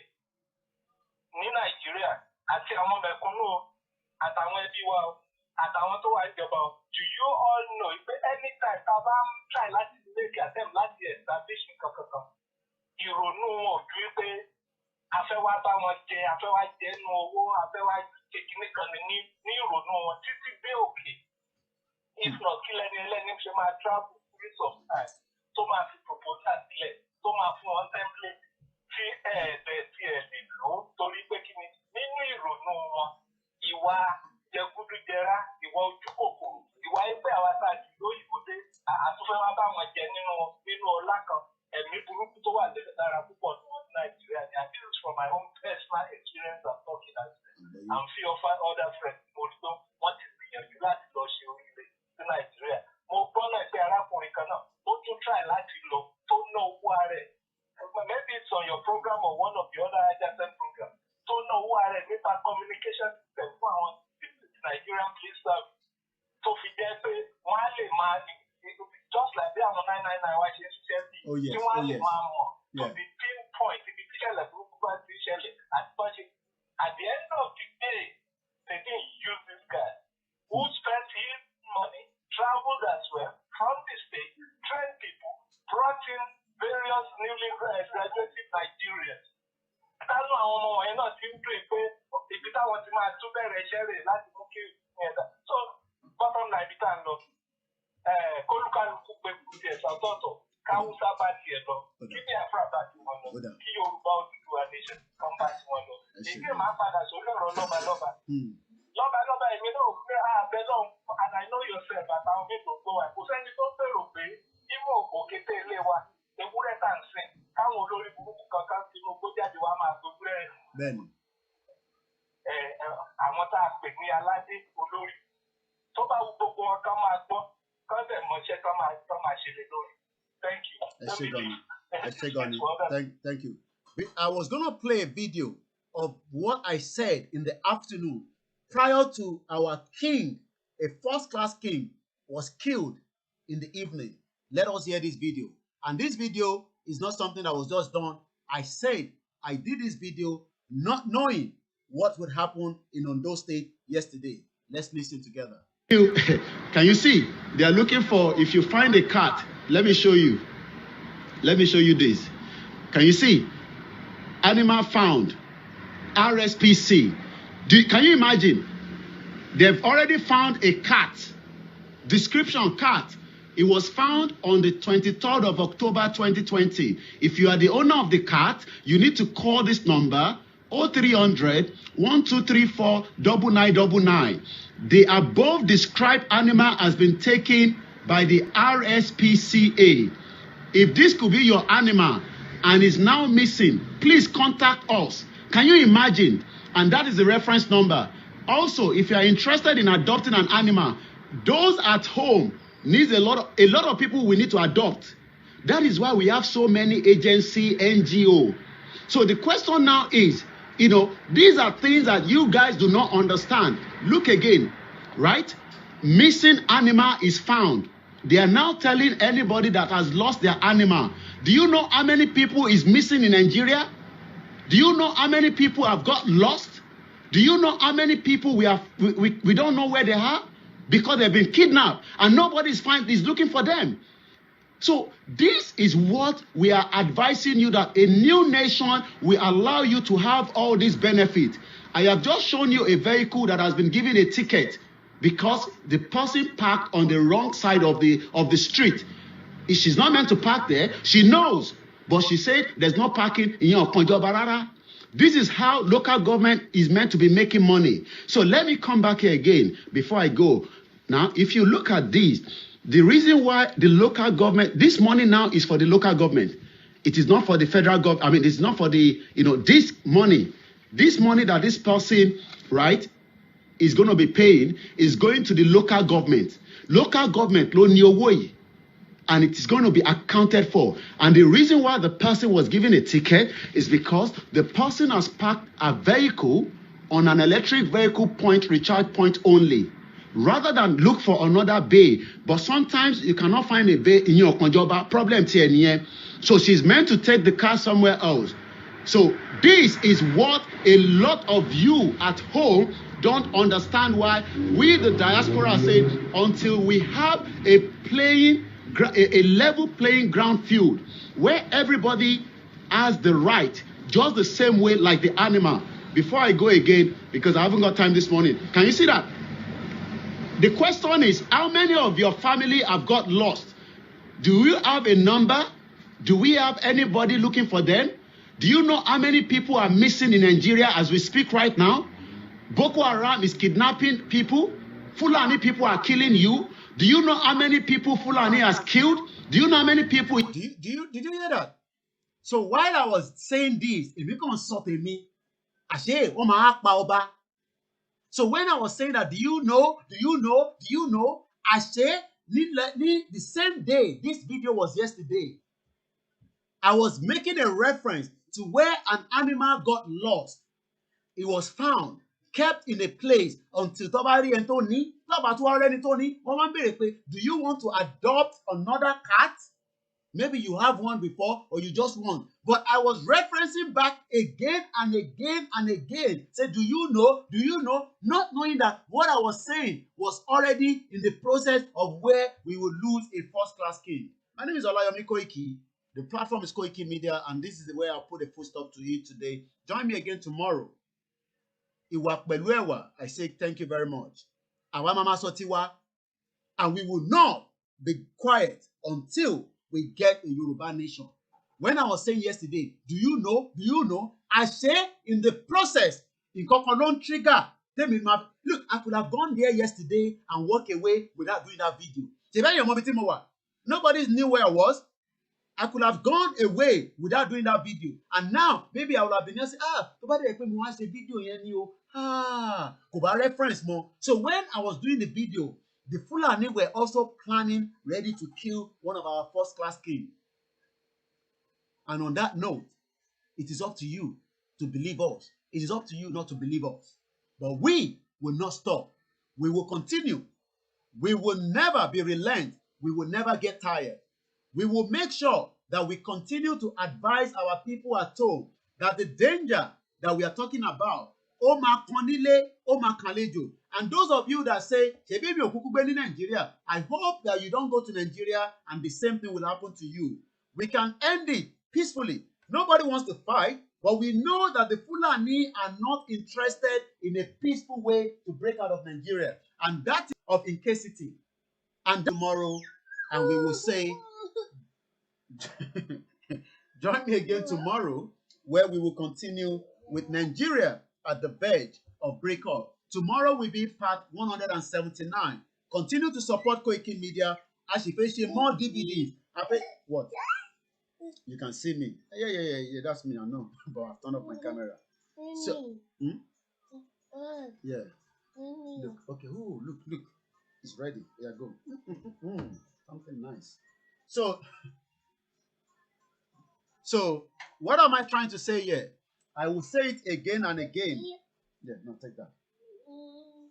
I will say it again and again that our mama sotiwa, ole ma teyin lorun, ẹ lè má like bá ṣe ń sọ, ẹ lè ní àwa arrogant, ẹ lè ní ariwo tó ń pa yẹn ti pọ̀ jù, ariwo ọjà ni, ariwo ọjà yẹn náà, òun máa nà ló fi ṣe pé wọ́n máa ti pa wá lọ́ba. Ọba la máa ń sọ, ọba nílẹ̀ káàárọ̀ òjíire. kọ́lọ́n kó ṣe kí ni kó gbà wá káwa gan kí ni ká gbára wa. Help us so that we can produce more DVDs. Help us so that we can get the message to the grassroots. Help us so that we can do more, and we appreciate everybody. The message is traveling. As I speak to you, we were able to send something to Kano and also Plateau State. I want Plateau to get one. I think Kano. Do you know that when you send something from one point of Nigeria, it takes 3 days? I don't want to give you the location where we send it from, but do you know it takes 3 days to send something from one end of Southwest going to Kano? 3 days. Ogunfedeni, 3 days ago. Do you know how many businesses have been done? This is why we say it will never work. Koiki Media, bringing the world closer to your doorstep. My name is Olayomi Koiki, very proud Yoruba man. If anybody asks you, why am I doing this? Tell them, I am also writing a new history, just like the British people did when they came to colonize us. We are now about to change it. We appreciate every organization that are working tirelessly. Some of them, you will never hear of their name, but they are working very hard. Everybody should not get quiet. Everybody should not be tired now. This is not the time to sleep with a closed eye like that. Ojú wa láti máa là ní gbogbo ìgbà. Tẹ́mi bá ti ń sùn, ó jẹ́ kẹ́nìkan kẹ́ wà awake. Tẹ́mi náà bá sùn, káwọn kan náà wà awake. We continue to do it like that. That is the only way we can come out of this country called Location 419. And we play the anthem now, and we say, have a very good afternoon, and I'll be back again same time. There'll be so many other programs that you can join. I know today's Friday. I think Oshatola will be live. Dara Talk Show will be live. Bedu Magazine will be live. Heritage comes on every now and then. And the rest of the team as well. Make sure you join them as well. But without a very good planning, we cannot come out of Nigeria. A sọ fún àwọn family ọba tó kú, Ọlọ́run á wà pẹ̀lú wọn. Ẹ̀yin náà, kó má jẹ́ pé wọ́n ló máa kàn. Má sọ pé kò gbọ́ o, àwa ti sọ tiwa. Kéde o, kéde o, kéde o. Koiki Media, ó ń kéde fún gbogbo yín o. Ogun ti dé o, ogun ti dé o. Kéde lẹ́ẹ̀kan sí o. Kéde ni mò ń kéde o. Mò ń kéde fún yín o. Ogun ti dé o, ogun ti dé o. Ẹ má sọ pé nǹkan tá à ń sọ eré ni o. Ẹ má sọ pé nǹkan tó ń sọ yẹn ẹ kò mọ tó ń sọ o. Ogun ti dé o. Kéde, kéde, kó nílé kó gbọ́, kó sọ fàlejò. Ní 20th of October, ní orí ìjókòó níbí báyìí ni mo sọ fún yín pé ogun ti dé. Ogun náà báyìí, òun ló ti wọlé báyìí o. Lọ́ fi pa wá lọ́ba. Kọ́lọ́run kó wà pẹ̀lú fámílì ọba o. Ó dàbọ̀ o. Kéré o.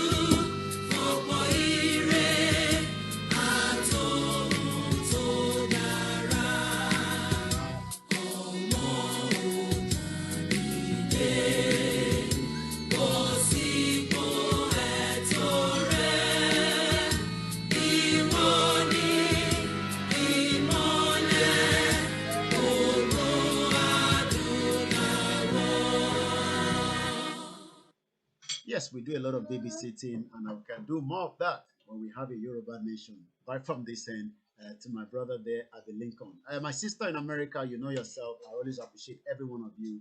Bye for now.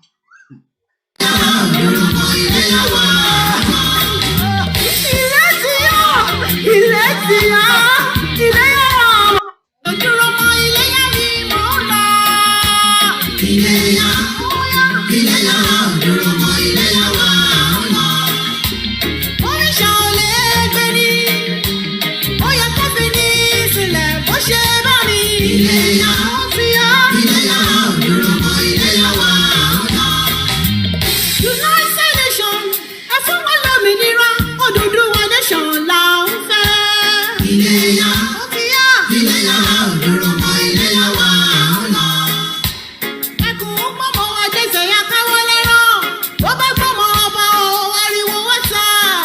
Iléyá òdòròmọ iléyá wa ọ̀yọ́. Gbogbo ẹ̀yin gómìnà South West pátá ẹ má wò wá nírò ẹ bá wa dé sí i. Iléyá òdòròmọ iléyá wa ọ̀yọ́. Gbogbo ẹ̀yin ọba ilẹ̀ Yorùbá pátá ẹ má mọ̀ dáwọ̀dọ̀ ẹ bá wa dé sí i. Iléyá òdòròmọ iléyá wa ọ̀yọ́. Ará Ọ̀nà Kakanfò ilẹ̀ Yorùbá ẹ má wò wá nírò ẹ bá wa dé sí i. Iléyá òdòròmọ iléyá wa ọ̀yọ́. Ṣé Sunday Adéyẹmọ Ìgbòho Professor Verge ẹ bá wa dé sí i. Iléyá òdòròmọ iléyá wa ọ̀yọ́. Gbogbo ẹ̀yin social cultural group pátá ẹ má jẹ́ ọ̀rẹ́ yín o ẹ jẹ́ àjọṣe o. Iléyá òdòròmọ iléyá wa ọ̀yọ́. Gbogbo ẹ̀yin ọmọ Yorùbá nílé ní diaspora ẹ má jẹ́ ọ̀rẹ́ wa o ẹ jẹ́ àjọṣe o. Iléyá òdòròmọ iléyá wa ọ̀yọ́. Mùsùlùmí Kìrìsìtẹ́nì ẹlẹ́sìn àbáláyé ẹ má jẹ́ ọ̀rẹ́ wa o ẹ jẹ́ àjọṣe o. Iléyá òdòròmọ iléyá wa ọ̀yọ́. Iléyá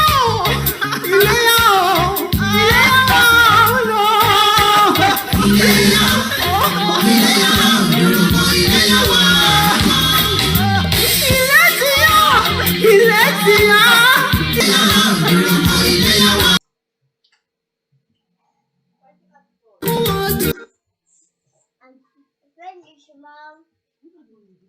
I need a job, they know they see work.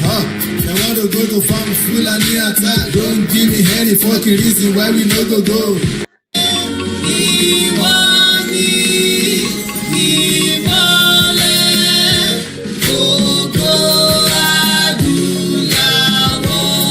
Amalgamation in Nigeria, created by the enemy of black men.